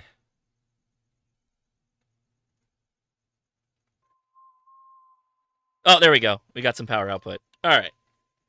We're approaching 8 watts. 8 watts output. 8 watts, everybody. 8 watts. Yeah, I actually get 20 watts out. But Oh, I'm not putting more than that. I'm going to go real slow. We'll work our way up. how are you controlling the power? With the 9 watts at the bottom there on the screen. Oh, I thought you weren't supposed to touch that. I've left mine at 6. What? Who said you're not supposed to touch it? I thought it said in the instructions after you get it that was controlling how many watts were going into the finals, and I'm like, I'm not going to turn it up then. Oh, I jacked that thing all the way up to max. That's why I blew the thing up. Well, excuse me, but if a radio says watts, you click it and give it watts, like that's the power output. Oh yeah, no, I don't touch it, and Oh my God. Mine says 6, and I'm seeing on the meter 20 watts out. I definitely don't have that. All right, Maybe someone needs to write some instructions for this thing. It has instructions. Yeah, but what the gibberish? But it's a paper thing, and it doesn't. I don't know. Maybe I need to look at the instructions too. Hey, come on, Don, you're the brainy one. I definitely did not. Yeah, see, I have no power output on 6 watts. No power output. I don't think it's enough. We don't have enough juice going into the motor here. You can see no nothing there. Nothing doing. I'm not good. We don't want to blow that thing up. Okay.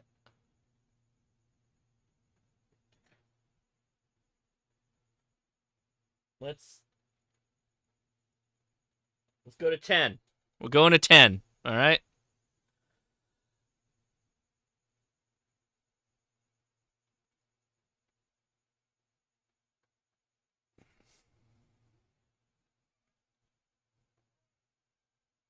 Two more, a watt more than we did the last time.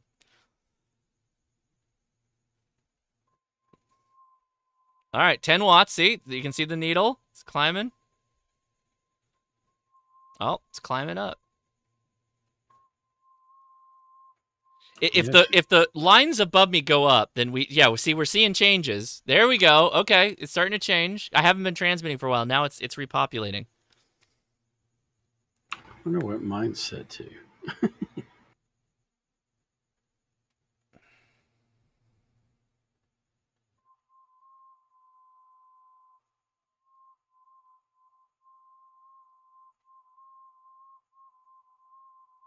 Nope, that's definitely not it. There we go.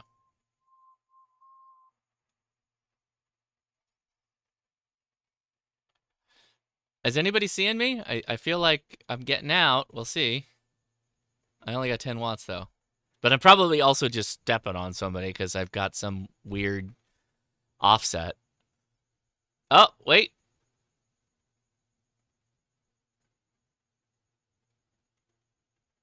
So KE5GAR, you're the first contact for the sBitx, assuming it doesn't explode.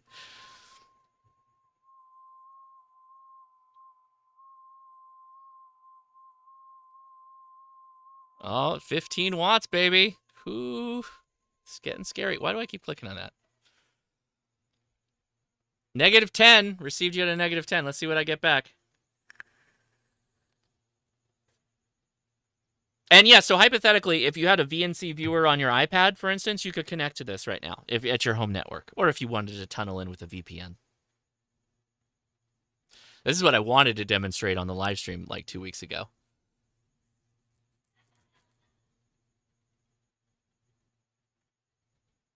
KE5GAR, bud, let's go.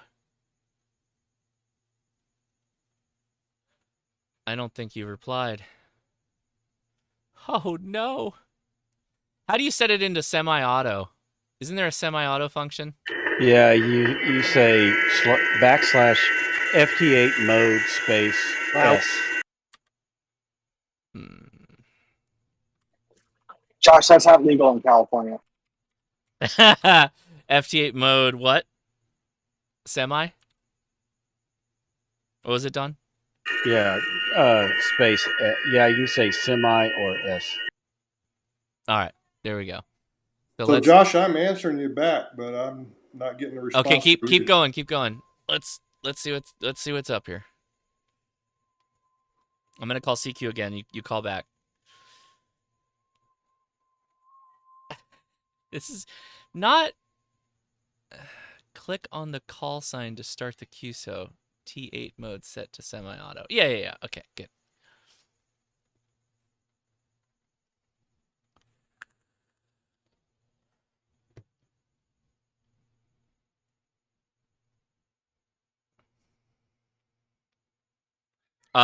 Yes, this is exactly the problem with this right now. I don't know what my offset is, what my frequency step is on FT8. That I don't know how to do. Don, are you seeing that in the instructions at all? No, I never did, and I Yeah. was wondering about that too. But I do see you. Okay. I do see you on mine.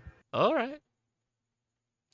No, I'm sorry. I'm seeing somebody work you. Yeah. Okay. That's a question for Ashar. Right.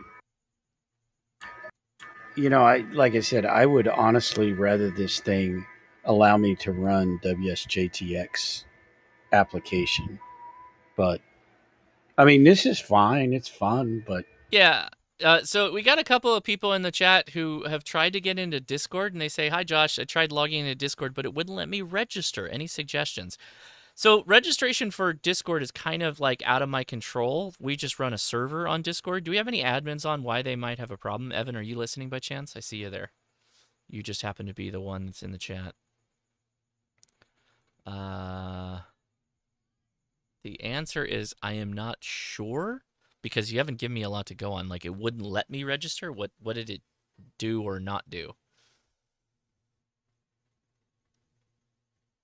Don't know. I don't know, man. But also the time is weird again on the Pi there. Check your email. See if they sent you a link. Oh. Okay, so, all right. So if you, all right. So the other thing people are finding, by the way, this has nothing to do with my server. We don't ask for a phone number anymore. We don't care. Discord took that over. If you already have an account, you just have to reset the password. So go do the reset password thing and log into that account. You should be able to join. You don't need, Discord is your account. The servers, you can join as many servers as you want. You just need to use that login. You don't need a new login for my Discord. Are you seeing all the RIDI stations? I'm not seeing nothing. It's not responding anymore. Oh, yeah, I'm seeing tons of RIDI stations, and it's like plus FT8. Nothing. Like, it's not updating. It's not updating anymore. Josh. Yeah. Apparently, to work split, you have to change something called TX pitch. I have split off. No. To work different audio thingies in in the range. Oh, okay. So you're saying the pitch is like, if I'm sitting there, I can move my my transmit window to a different line by changing the pitch. Yeah. So you said that the pitch is the offset? Yes. Ah, okay. See, and I don't know anything about FT8.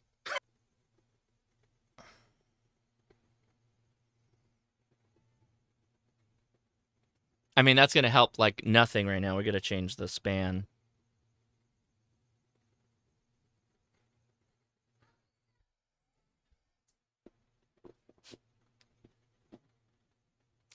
This is like so weird. I've turned mine up to it's not 11 decoding, watts and see if that'll do anything. Yeah, no, mine's decoding. This is Jankopotamus radio, I think. Yeah, it's jank. Well, hey, I'll tell you what. It works great on single sideband. It works really well. It does. Yeah, it sounds good too. In fact, I should probably stop doing all this digital mode because I think that while it can do it, I don't know that that's the. Can it do RTTY? Because there's like a world contest on at the moment. It can do RTTY. You know what? Maybe that's what we should do instead. Yeah, I'm seeing tons of RTTY. Yeah, I can see it right now on the left side of our frequency set. So yeah, let's get out of this. I'm not ready to make contacts, but we can definitely try and decode. All right, so I apologize. We're bailing on FT8 here. RTTY. All right, so we're gonna slide down here.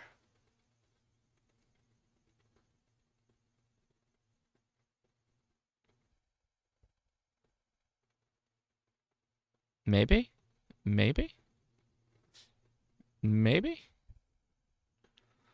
Ay. Oh, he's back.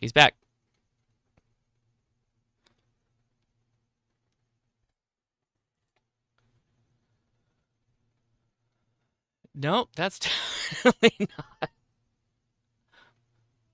I'm seeing multiple RTTY stations at one time, so I don't know how the hell it can tell the difference. Oh, wait, there it is. What are you doing? That's nothing. I'm just sitting here and every once in a while it'll decode. I got a call sign, which is all I've gotten so far. This is the other thing that bothers me is right here. It makes the waterfall like it should be centered. Give me the center VFO position. Don't give me this weird offset to the right thing. Who wants that? Nobody wants that. I think that's that pitch Mike's talking about. Is it? So if I make this 0, that's a long way to Tipperary here. Oh yeah, it's definitely moving it. Yeah, but like how? This is probably a setting somewhere that I can adjust, right? Like I can just type in a backslash. Like backslash pitch or something. Yeah. Then yeah, what the hell is okay, I'm gonna pull up the this is crazy. What is the width? How do you control the buy width? this damn chair and then I'm just kidding, I already have a good chair. Let's sBitx operating manual. Operating manual.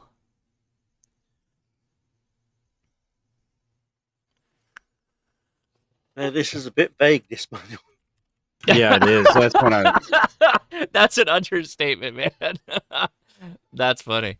Got like 5 lines on how you do RTTY. Like, okay. Yeah. What should the high and the low be? Because that's your frequency space. That's like your bandwidth space. Right, but I mean, RTTY so I just thinner. Yeah, just drive it in. Who cares? I'm gonna do that right now. CW pitch? No, I don't want that. That's the wrong pitch. Okay. To use pitch control to move the red line to the center signal. In a noisy band conditions, you can reduce the lie and hold controls low and high. This adds decoding to weak signals. Use on display keyboard. Attach keyboard. Okay. For extra features, run FL Digi in the background. Yeah, you can do that. Yeah, it's already running actually. Or no, actual FL Digi's not. So I can drive in the high, and I'll bump up the low. and then we'll just find a signal.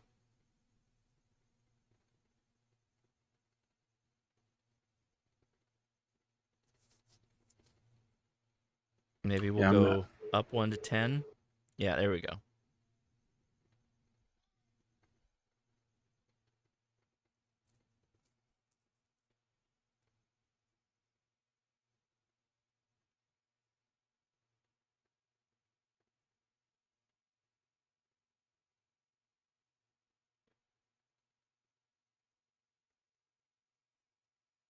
So I'm literally using this little tone line. Are you moving yours to the center? Or? I think I got it. Wait. No. Or maybe. 90? 90? That's not a thing, is it? No. This is... I hate that you have to take the mouse wheel and turn it down to go up. Okay. Corvette Steve. Yeah, FL Digi is kind of like the go-to for RTTY.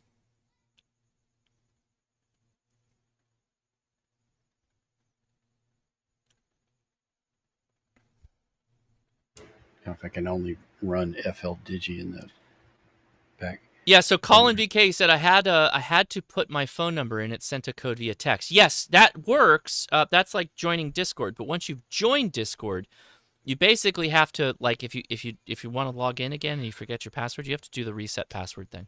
That's kind of what I think people are talking about. Can I use the mouse wheel to VFO? Oh, I can? Oh, I could use the mouse wheel. Oh, man. Yeah, you can. Buddy. Oh, buddy. Here we go.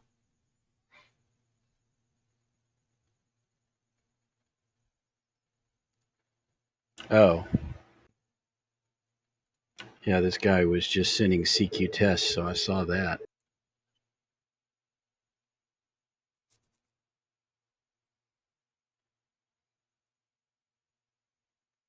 All right, so I've lowered it to 0 and made the high point 550 kilohertz. Wait. Let's see. No, this is definitely not copying very well. Ay.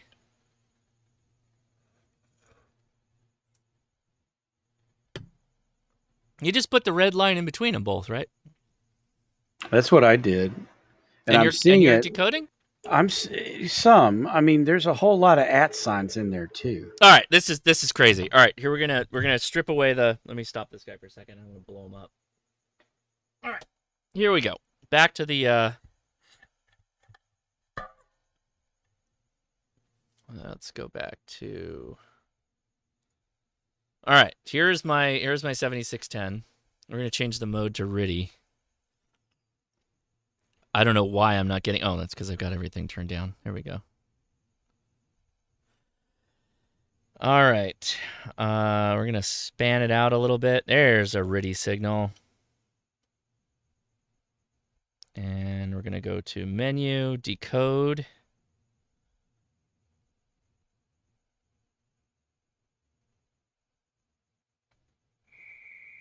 Yeah, the question is, what are these guys running? RTTY 50 or RTTY 75? Look at this. Look at this.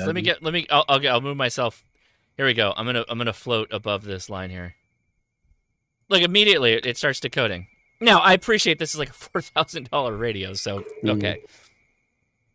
But this worked just fine on my 7300 too. Like we're literally decoding his CQ.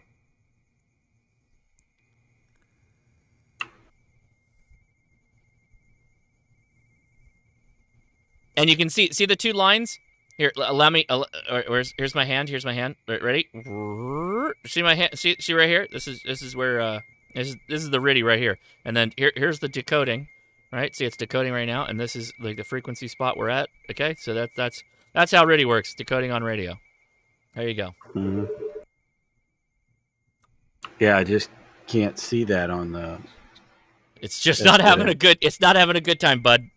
on the sBitx. But it sounds fantastic. It sounds good. Yeah.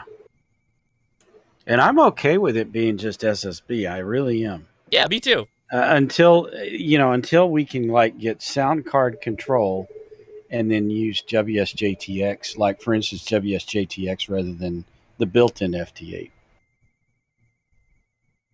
Because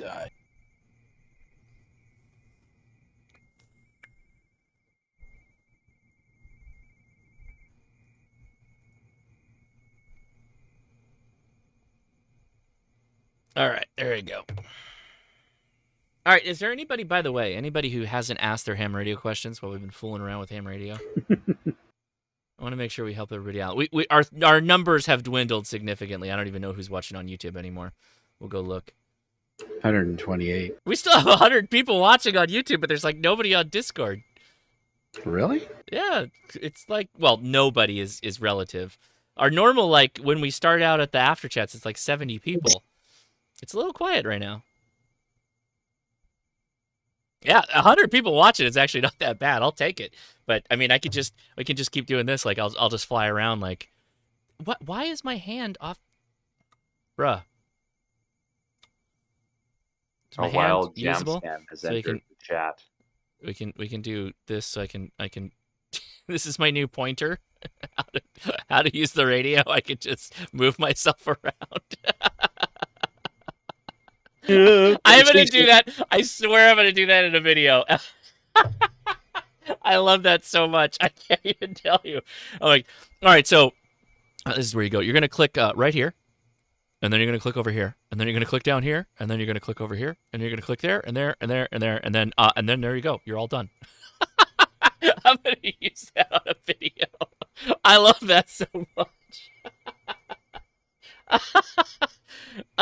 I become my own pointer. That is the new tutorial method. Period. Done. Done. Done. Is that free floating, Josh? Yes. I love that so much. I'm a floating point Josh right now.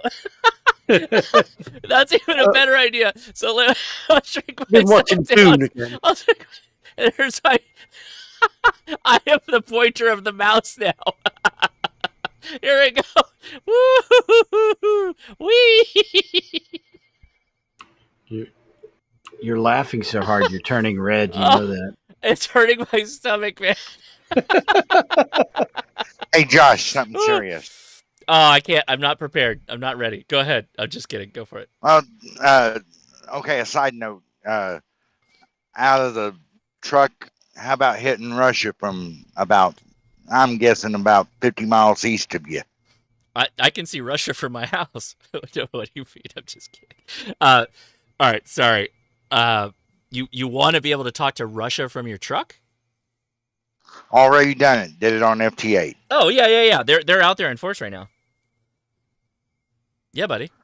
Yeah, I hit one that was just, if I was reading the PSK spotter correctly, you hit one that was in Central Asiatic Russia, and I hit one just west of you. Well, very good, sir. Are we in a competition now? Should I actually point my beam towards Russia? Because right now it's been pointed away from Russia this whole time. No, you don't have to do that. I was lucky to get that one off the screwdriver that's on the side of the truck.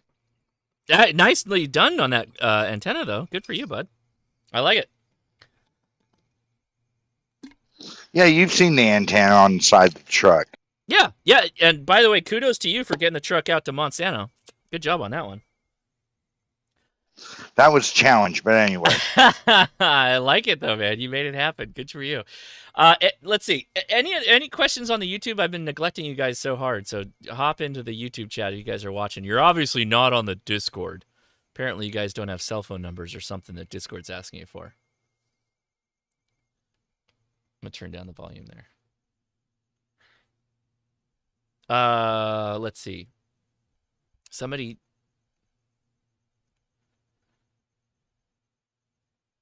the way I read it, only 25 of them can watch video on Discord. Yeah, we don't do video on Discord.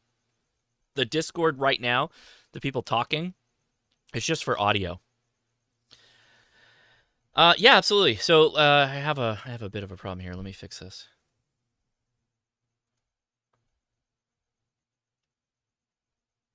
Oh, browser source is what I need. Hold on. Sorry.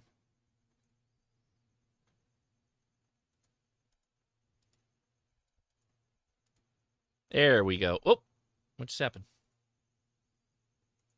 There it is. All right. Allow me to show you Grid Tracker. So hold on. Let me move some things around. I think though I'll probably say c'est la vie to the sBitx for a little while. I'm kind of with Don. I agree that it's I think it's I stick to my original opinion. It's a tinkerer's radio. It's really cool. I really like it. I think it sounds good, but I think Don also might be right that I have an Elecraft KX2 mic crammed into it. If you threw your crappy mic on it, it probably might not sound as good. But I was talking to Ohio on 20 watts. I actually broke the pile up on that, and I was running a bit of compression on it. And the VOA station came right back to me and like, Josh, oh man, thanks for making a contact. And it was really cool. So from a single sideband standpoint, I don't know. I think this might actually be a fun little radio. It's bulky, but it's not heavy, right, Don? It's a very light radio. No, it's like, to me, it's like it's just a really large Raspberry Pi case. It's Right. it's really not a whole lot heavier than that. Right. But so yeah, I think I may try and do a soda activation with it. I haven't decided yet. So let's go back to the display here. So we're gonna say goodnight to the sBitx for a little while. All right, so Grid Tracker. Let me bring up my the chat window. Do I have a chat? By the way, there's a chat window if you wanna. Don't blow the finals. Did somebody send me that? When did they send it? Was that today? That was yours truly. Yeah. And yeah, it was today. All right, so there's a chat window on Grid Tracker, which I pulled up. So K6RDJ, thank you. Pretty funny. All right, let me bring back up. Couldn't resist it. Yeah, for sure. I get it. Let me bring back up WSJTX and get back into this. All right, so Grid Tracker, by the way, I did a video on this, but we'll just cover it. I'll show you my settings, and then you can do whatever you want. So we'll get back in tune with this. We need to get out of decode. Okay, back in meter. All right, so we should be good in a second. Let's see if we catch up here. I want to start decoding so I can at least show you WSJTX. All right, okay, good. Okay, so using my new format, Here's my pointer finger. This button right here, this thing, is the users that are on the air in Grid Tracker. So if you click that, this opens a new menu, which is right here. These are all the people you can hear at any one time. Okay? So this is basically your Bible of the people you're going to contact. Okay? So very important. All right, so next most important thing is the actual settings, which is right there. That little gear icon. So if you click that, that opens a new window right there. Boom. And there's going to be a couple of different options that as you go across here. So under general, not much you have to do with, except if you're going to be using a logger.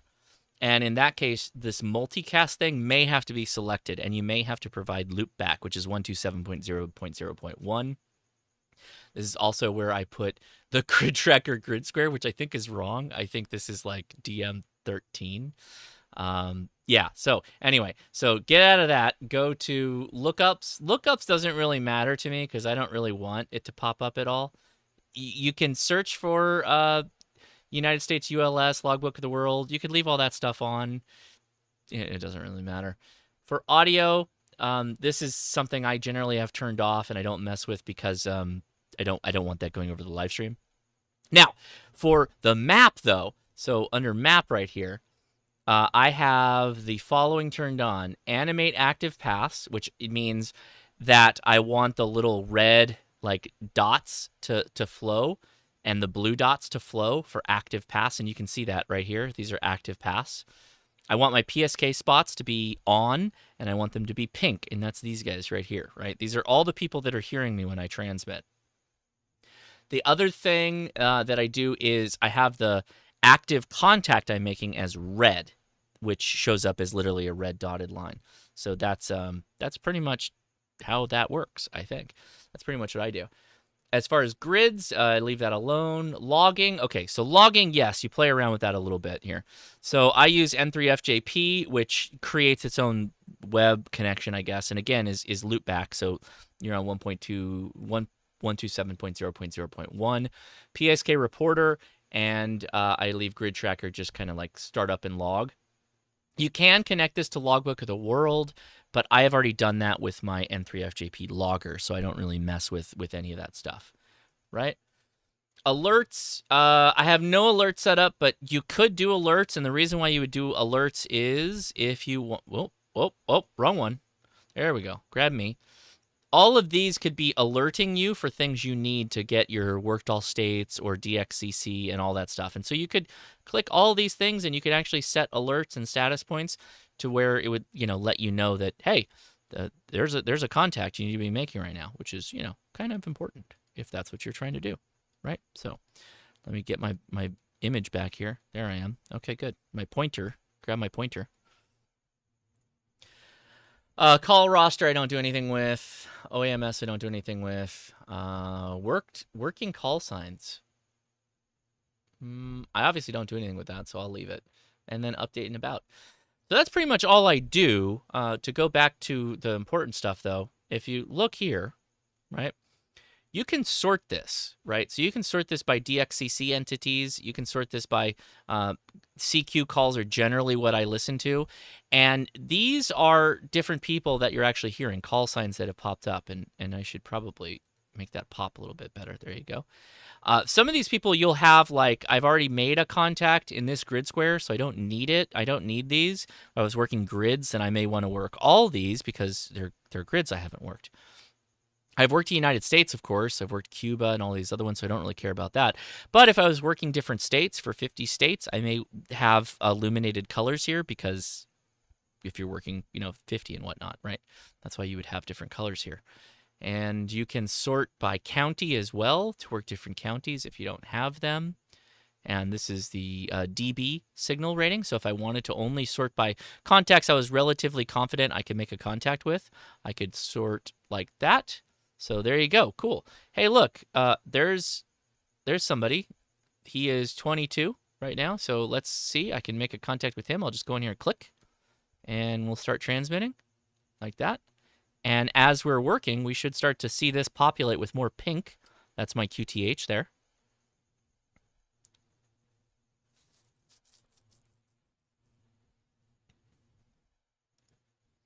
Yeah, I know. This is what's crazy is that, like, this works really well. Like, yeah, click here, and then over here, and then do this, and then look, and see how the signal report is blah, blah, blah, blah, blah. It's like, this is like, perfect. This could not be better right now. It's so dumb, but it actually makes a lot of sense for me. I'm totally going to record a video like this. Tom, I do too. This is insane. This is so dumb. I'm going to use this. I'm going to use this on a video. I don't know what it is yet. Maybe. I don't know. Could be wrong. We'll see. We'll see where I end up with it. So something to note. If you go over here, this is where I'm transmitting on FT8. You can see that there's some signals that I'm picking up right here. So I'm transmitting. That's what my red little bracket means. So there's somebody probably transmitting on that same space as me, so I probably need to find a vacant spot. So we'll wait a second.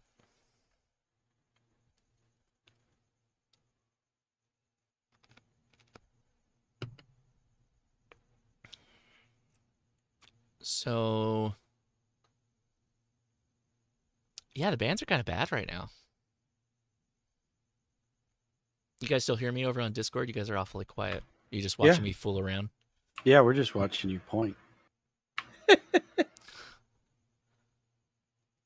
Okay, so I've set a new transmit point. For setting your transmit point, there's my finger. I pointed it right there. I right-clicked and said, yeah, transmit there. And you can see it read out right there. Now, does Grid Tracker require that you run it on the same machine that you're running the radio on? No. Because it's querying people who've spotted you. That's all it's doing. I think at the very top, you see where it's saying decode and all that stuff? That's the other side of it. The printing the pink lines above, unrelated. Yeah. Unrelated. Okay, yeah, right. Yeah. Now, for that other stuff, absolutely. Yeah, it's got to be on the same computer. But for everything else, nah. Yeah. Because I'm getting to where I don't. Grid Tracker doesn't connect into the. Because I'm running JTDX for the Sun SDR. So I did this wrong because I'm looking at the OBS screen. See this? You want the positive number here, not the negative number. I was literally trying to chase negative 24 contacts right now, negative 24 dB. Not a good look. You want to go for the high, plus 18, plus 13. This K8TE is. So let's go make a contact with them. But those ones that are minus 24, you could pull the azimuth and all that stuff and turn your beam towards them, right? Don, that's a fantastic point that deserves a point. There's your azimuth right there. So if you have a beam, like I do, I actually use these to tell me where on my beam I need to point for a signal that I'm trying to hit, like a contact somewhere in the world. You're darn right I use those. Okay. I'm so in love with this concept of jumping around the screen. It works really well. I don't know why. It makes sense. Like if I just did this, like so I can put my mouse on the screen and go, okay, so the azimuth is this little circle. See this little circle? It's over there. Mm-hmm. See this little circle? But if I go, no, here's the azimuth.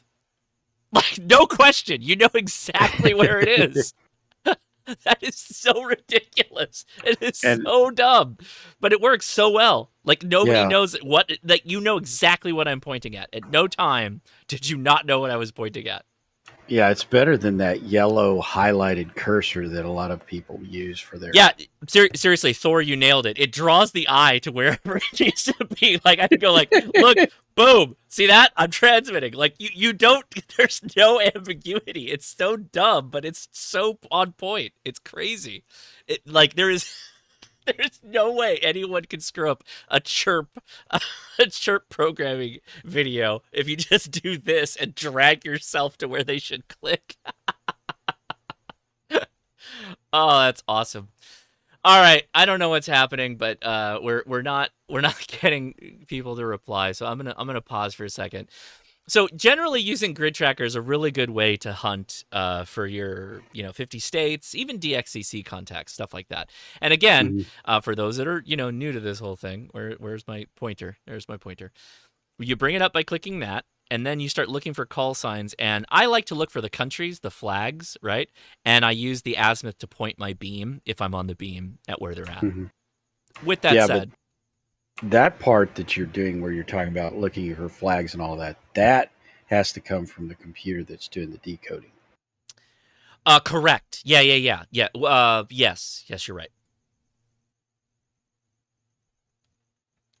Yeah. Now, so the opposite of this is just you can do the traditional means of FT8 where you literally just go to the FT8 program and you look at that first column, right? First column right here. And you look for CQ calls that have a high signal quality. Like a lot of these are -10, -20, blah blah blah. Not great. I'm actually going to switch things over. Let's go back to 14 and see what happens. Oh, I should have used the app. No, it fixed it. We're good. Back to 14. You mean 20? 14 megahertz. I'm switching them in my head for some reason today. I don't know why. 20 meters.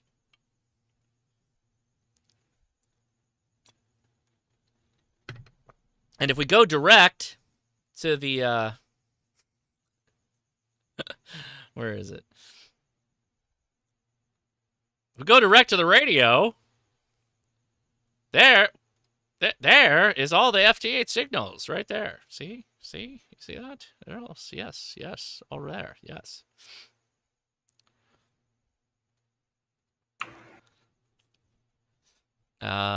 So Russia. Yeah, see, we get some more DX here, and you can kind of tell, for those that don't know, these color codes will show you like DX entities, like this is Russia, and this is a Z36PD. I don't even know where that is. Eastern Russia, so we are picking up signals outside, and it could be because my antenna is pointed just due east almost.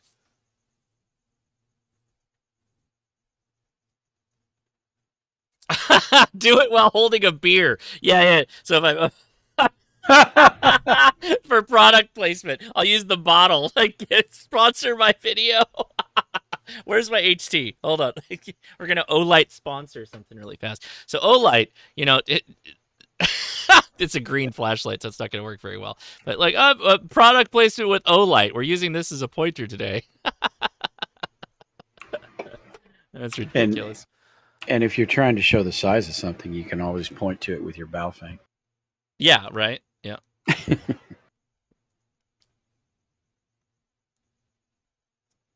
Wayne Barnhart, you're having the hardest time to get into the Discord, and I really apologize. Evan? No, Evan. Evan's gone. Let's see if anybody's in the admin chat. Hold on.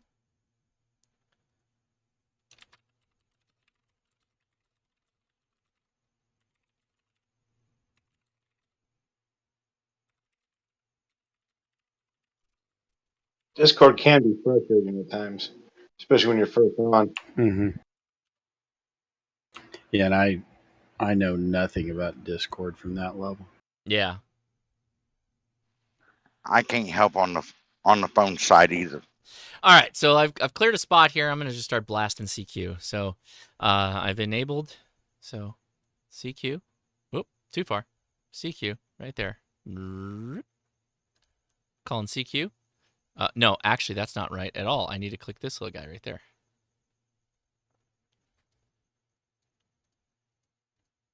I've stranded myself. There's the CQ call right there. And I'm transmitting right here, which is a blank spot. See, there's nobody next to me. So we'll see how it goes. What's up? I want to say hello. Okay. Ben wants to say hello. Wow. You can say hello. Olight? Yeah. Check it out. It's a flashlight and a laser.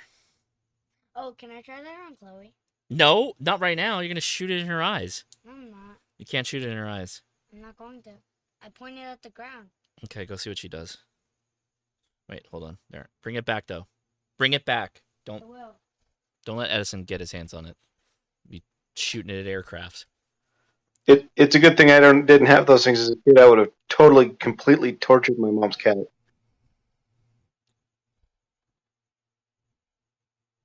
Oh yeah, see 20 meters. Look at 20 meters. 20 meters is booming right now. 40 is kind of dead, but 20 is like still hot. I mean, there's not a lot of people in the waterfall, but look at the DX, like that's pulling up right now. Yeah, I'm trying to work a Zulu Sierra. South Africa. Oh, really? I don't have a lot of South African contacts. I'm gonna point down. Yeah, Zulu Sierra 6 Papa Delta. All right, we're going to hang tight here for a second. We're going to watch. Svalbard is another one that's up there right now. By the way, did anybody watch Northman? Mm-hmm. Now we're getting into me randomly going off of ham radio. Northman was really good. I really liked Northman. There we go. So never heard of it. What was I had a buddy of mine tell me that it was like a Disney movie, and it turns out that it is basically what is it? It's Macbeth. I think it's Macbeth. Is it Macbeth or no Hamlet? It's Hamlet. Hmm.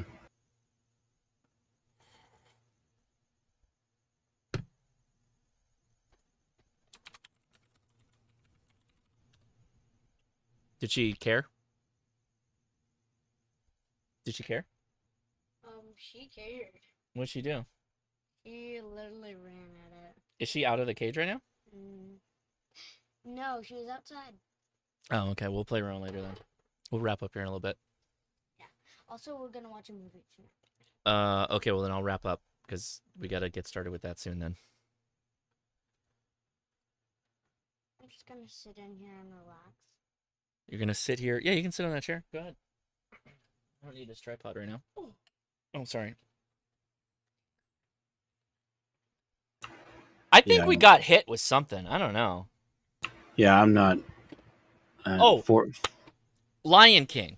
Is Lion King or something like that is a Disney movie that's based off of Hamlet. And so I had a friend of the family like, oh, it's basically Lion King. And I'm like, well, that's also based off of Shakespeare. So I want to see what this does. it's a tripod. How does it work? You connect a phone to it. Seems like all Shakespeare was bad. Zach is in the chat, Wayne, so hopefully he can help you. And thank you, Zach. I appreciate your help. Huh? Look.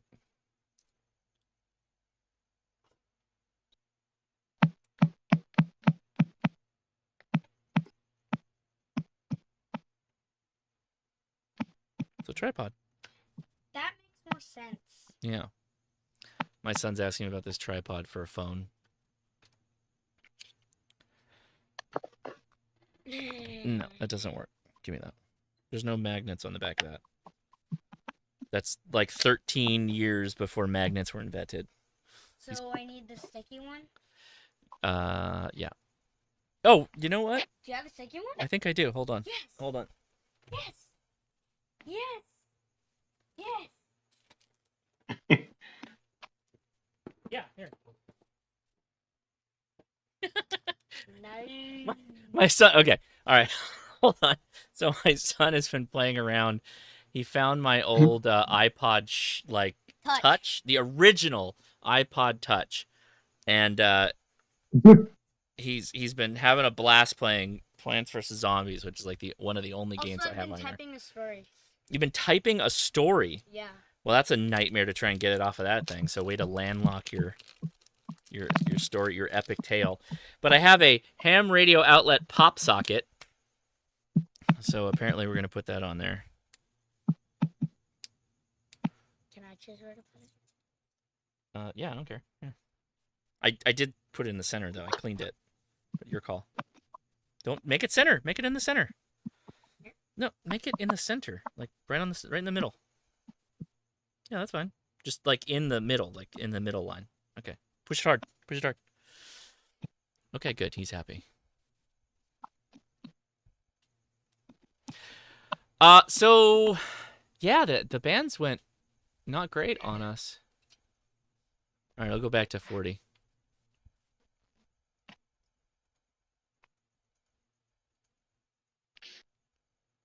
I can't believe there's still 120 people watching right now. Thank you, by the way, everybody, for watching. We might be wrapping up here, though. The kids want to go have a movie night. It's already like 10:30 our time, which is really late. Oh, see, that's a real dank pods right there. Save that thing. Firewire. By the way, I've mentioned this multiple times in Afterchats. If you're not watching dank pods, it's the pride of Australia. The #1 export of Australia is dank pod videos. That and I Made a Thing. That's the other. But he might be New Zealand. I could be wrong. Like an original click wheel. Yeah, first gen. Yeah, the bands suck right now. Boy, it went real bad.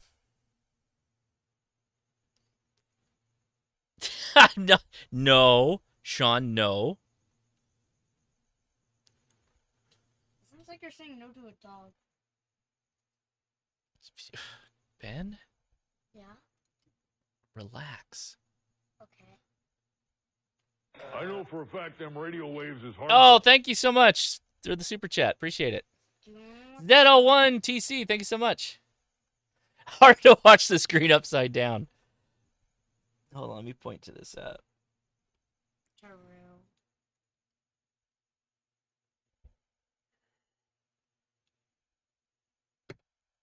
Oh, Douglas. That is I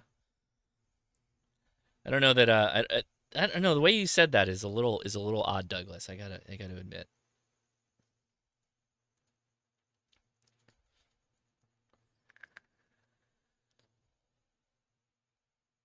That's like a Valentine's Day card that like a Viking would give you. Or something like that.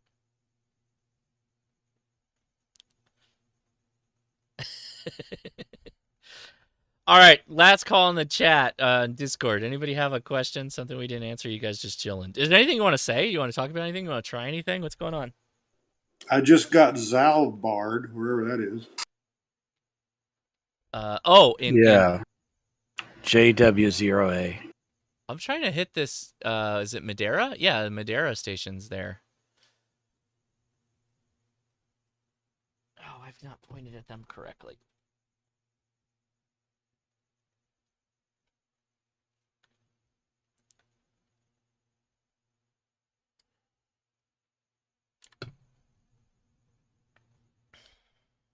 Hey, Josh. Yes, sir. You ought to at least try to get Christian and do the hour 73 with him next week if that's what you want to do, because that would be awesome. I thought he's done. No, I'm talking just contact him and see if he'll come on the show and do live stream with. Oh, no, I can do a live stream with him, but no, this is literally the topic of next week's live stream is going to be the 72-hour ham radio go bag, which is the show is literally going to be me bringing out my go bag that is the 72-hour version of my go bag and showing it to you all, which includes ham radios and antennas and solar 73-hour bag. I already have that built. I have a bag that's ready to go, and that's in addition. It's like your can. It's in addition to my EMP can, right? Yeah. Okay, cool. So, hey Josh. Yeah, go ahead. How big did you get that bag for? How big is that bag? It's a 511 tactical bag, and hey, we got wait. What happened? No contact. All right, somebody's trying to contact me. Hold on, we'll get it. Let's pull it up. 511 tactical, which who doesn't like 511? 511 tactical is like the brand that you're in the office and you see somebody and you're like, you got that 511 on? Gotta watch out for you, bud. So a couple of this amp bag is what I've got. I've got an amp 30. I think it's an amp 30. 32. I think it might be a 32. So the way these amp bags work, and I'm probably looking at the wrong one here. Definitely the wrong color. Show me a brighter color. There we go. So this hexagon pattern is actually like a molly web, so you can put whatever you want on it. But I've swapped out that, and I've put the admin pouch on it, which is not here. Anyway, I'll just walk through this. So this backpack is one of those backpacks where you zip it down and it kind of will lay flat. It'll lay open and flat.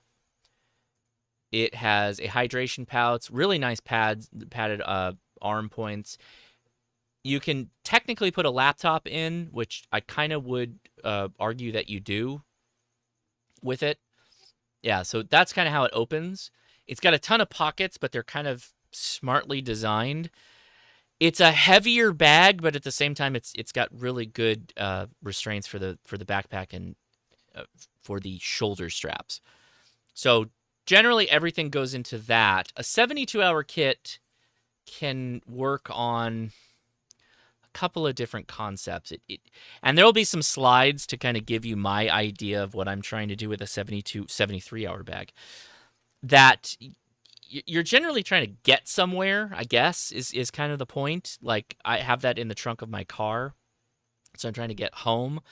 If you're trying to get away with a 73-hour bag, then you're generally going to have to offset it with food and etc. things, all that kind of stuff, right? So we'll talk about all the variations of it. But is it the Utility 9? I don't think it is. Nah, I'll figure it. Oh, is this it? I think this might be it actually. Yeah, this utility pouch. I've got this set up on the front of the bag. On the amp bag, this guy right here, to match the color, which is blue. Yeah, this is black, but I have the blue version.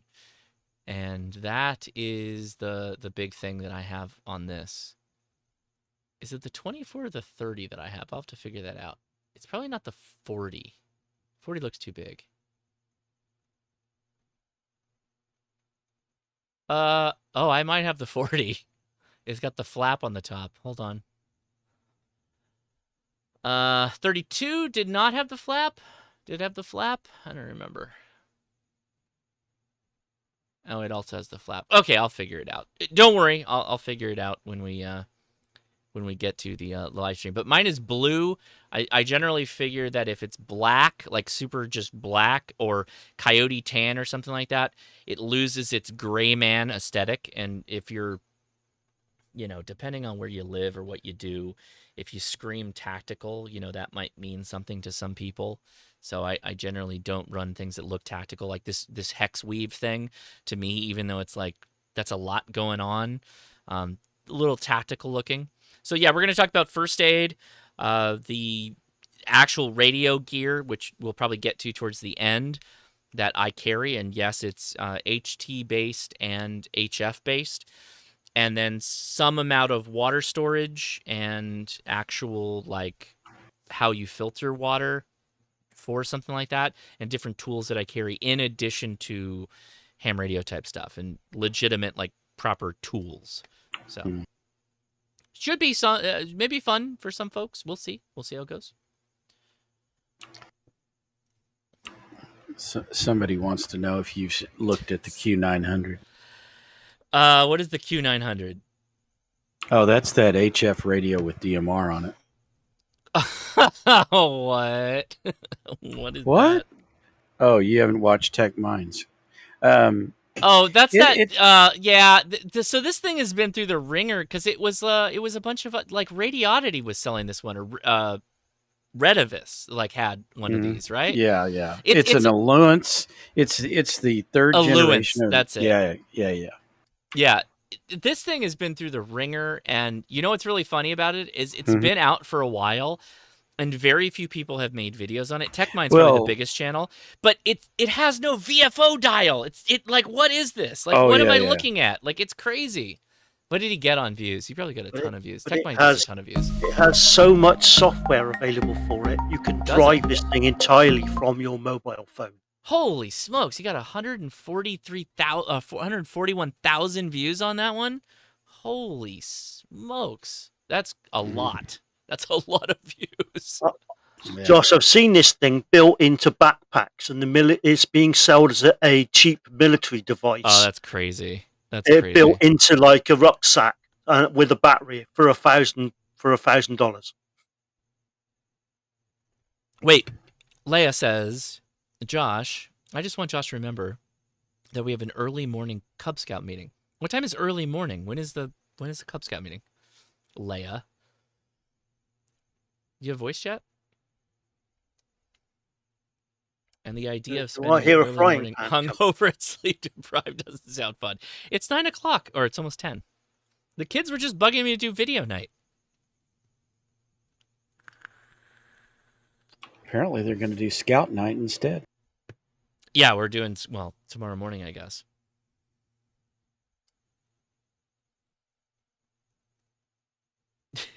So my friend who has never had a kid in Scouts, yeah, and has taken over as den leader. It's going to be a hot mess tomorrow. What time? I think we have to be there by 8:30. 8:30? Oh, okay. And, we gotta go. And we told one of the other families. Agree to that, Josh. And by we, I mean I. Yeah, I did not. Another family that we'd pick up breakfast. Who? Wait, we're picking up breakfast for people? 73, what Josh. Is this? For what the is going on? For the Twangs. What? Why are we picking up breakfast for other families? What is going on right now? Well, for the Twangs. I'm sorry, that was still not the answer to my question. Why are we picking up breakfast for other families? Yeah, because she doesn't think she's going to get up early enough to feed the kids and make it over here. She literally lives like 2 miles from our house. No, she doesn't. She lives by so North Farm. She's the first exit from our home on the freeway. That's not true. She's 2 exits away. She's 1. 2 exits. It's 2. Semantics. Oh, maybe 2. Yeah, maybe 2. You might be right. But wow. Yeah. Okay. Yeah. So what are we doing for breakfast? I guess we'll tell everybody that's watching. No. McDonald's. Oh. McDonald's. Okay. All right. Yeah. Okay, well, that's it, guys. Leia's hopped in to say, wrap it up. I turned on the street lights. Okay, everybody's got to go home. Well, at least you didn't get the frying pan. I also put touch lamps in everybody's homes. Oh my god! No. Did he do another? Oh no, he's done, not touch lamps. He's done They're 2 hidden. videos on this thing now. Wait, he's done 2 videos now? Oh, he has. He's done 2 videos on it. Well, he's got one that's on the original version. Yeah. This is version 3. This just came out. No. He did one a week ago that has like 100,000 views on it, and then he's got one from 5 days ago, which is like the answering questions for people. So. Oh yeah, I remember seeing that one too. Good for him. Yeah, I don't know. I don't know how I feel about it. So every company that, by the way, this is one of those radios where I'm not really wanting to pay money to buy it, to review it, because it's such a wild card. Like, I'm going to pay, because I think this thing is like $600. So I'm going to pay money to buy radio it. is it, Josh? I think it's with everything. It's 790. Yeah. So I'm going to pay money to buy this thing, and then I'm going to be like, I'm going to review it and hate it because, am I really going to use this? I'm probably going to use a 705 or something like that. So this is one of those ones where I've why am I going to use DMR over HF? Oh well, I mean that has VHF UHF on it. But yeah, but oh god, it's not a 5-watt radio or a 10-watt radio. It's more than that. Yeah, interesting. Okay. So and it's got VHF UHF. So how many watts? Yeah, I mean, I can't remember. I mean, it's on Alibaba. I think that's where the.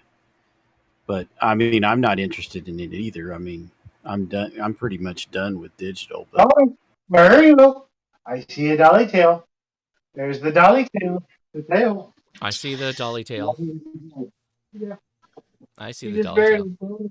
Douglas, your mic's hot.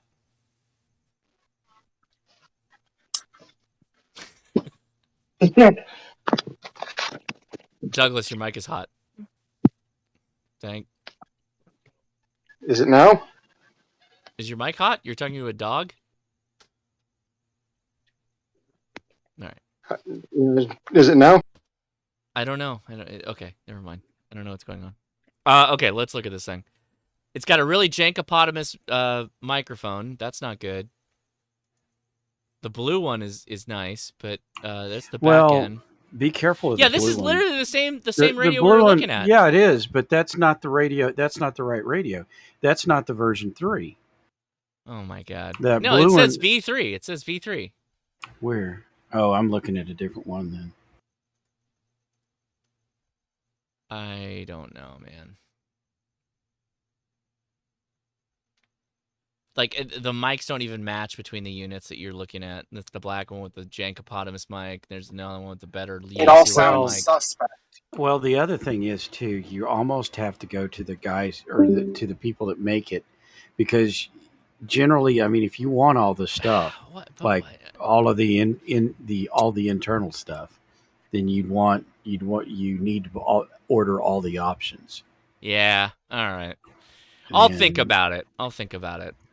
Again, by the way, Tech Minds does a bunch of great stuff. I don't need to necessarily step it. He did a good video. We can let it live with Tech Minds. Yeah, well, he let everybody know that the Hermes were back being manufactured, so that was a good thing. Good, and those are always appreciated. So, and all right, that is a good radio. Yes, very good radio. Excellent radio. Yeah. All right, we're going to wrap things up here. Apparently, I'm going to go hang out with the kids. My wife has said we were going to achieve movie night or something like it. I don't know what that is yet, but... And get up early in the morning? Apparently, 8:30? What? Yeah. No, that means I got to be ready to go way before 8:30. So I got to get to McDonald's and do all that fun stuff. Yeah, and I want a bacon sandwich, Josh. No, we do the right answer always is the sausage egg McMuffin. That's the right answer for McDonald's in the morning. That's it. McDonald's bacon is terrible. Yeah, I don't like Yeah, their it is. bacon. And I'm not gonna pretend like I know a good biscuit, but I'll tell you I've had good biscuits, and McDonald's biscuits are not it. So Absolutely right. I will do a McGriddle, but the McGriddle, you've got to throw that folded egg out the window, and you got to get the round egg. And you can ask for that. You can say McGriddle, sausage McGriddle, sub round egg, and you get the right egg on your McGriddle, and it's actually good. It's a brilliant idea. I like the chicken McGriddle too. Mm-hmm. Yeah, Carl's Jr., Hardee's, killer breakfast. Obviously, things we don't get here in the UK. I will say, I haven't heard of half of this stuff. As a biscuit aficionado, there's an actual place that I've only been to once as a child. It was called Biscuitville, and it's in North Carolina. Best biscuit sandwich I had for breakfast my entire life. Place sold grits in a fast food establishment, so you know it's got to be legit. Biscuitville's fantastic, and that Bojangles. Yeah, and yeah, okay, yeah. I mean, yeah, if you want to do chicken, Bojangles They have is good grits. too. They have Well, grits. no, but I mean like a breakfast sandwich, like a biscuit. I'm out, guys. Have a good night. Night. All right, guys, take it easy. I'm gonna head out of the Discord and say goodnight to the stream. Take it easy, everybody. See ya. 70. All right, sorry I cut off Mike. All right, everybody on the YouTube, thanks for watching this whole time. Jeez. Okay, let's see. I'll post a video next week. I may have another live stream. Oh yeah, we've got Ham Nation coming up, and yeah, keep an eye out because we'll be posting Monday or Tuesday next week. Thanks so much for watching.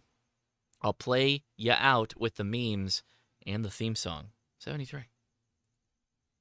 Maybe the theme song, or we'll just end it. Nah, we can do the whole thing.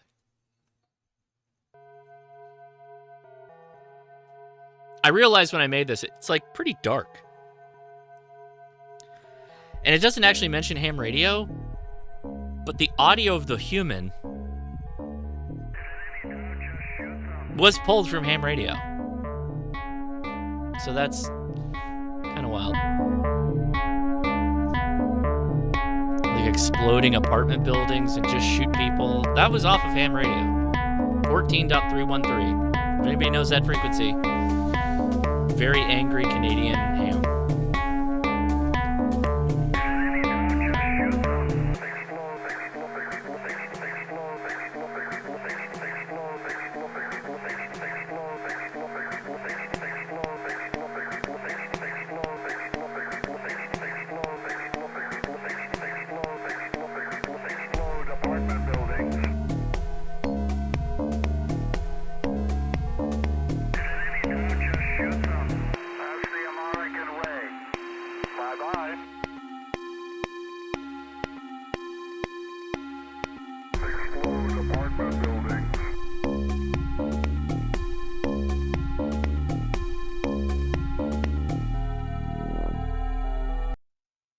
Take it easy, everybody.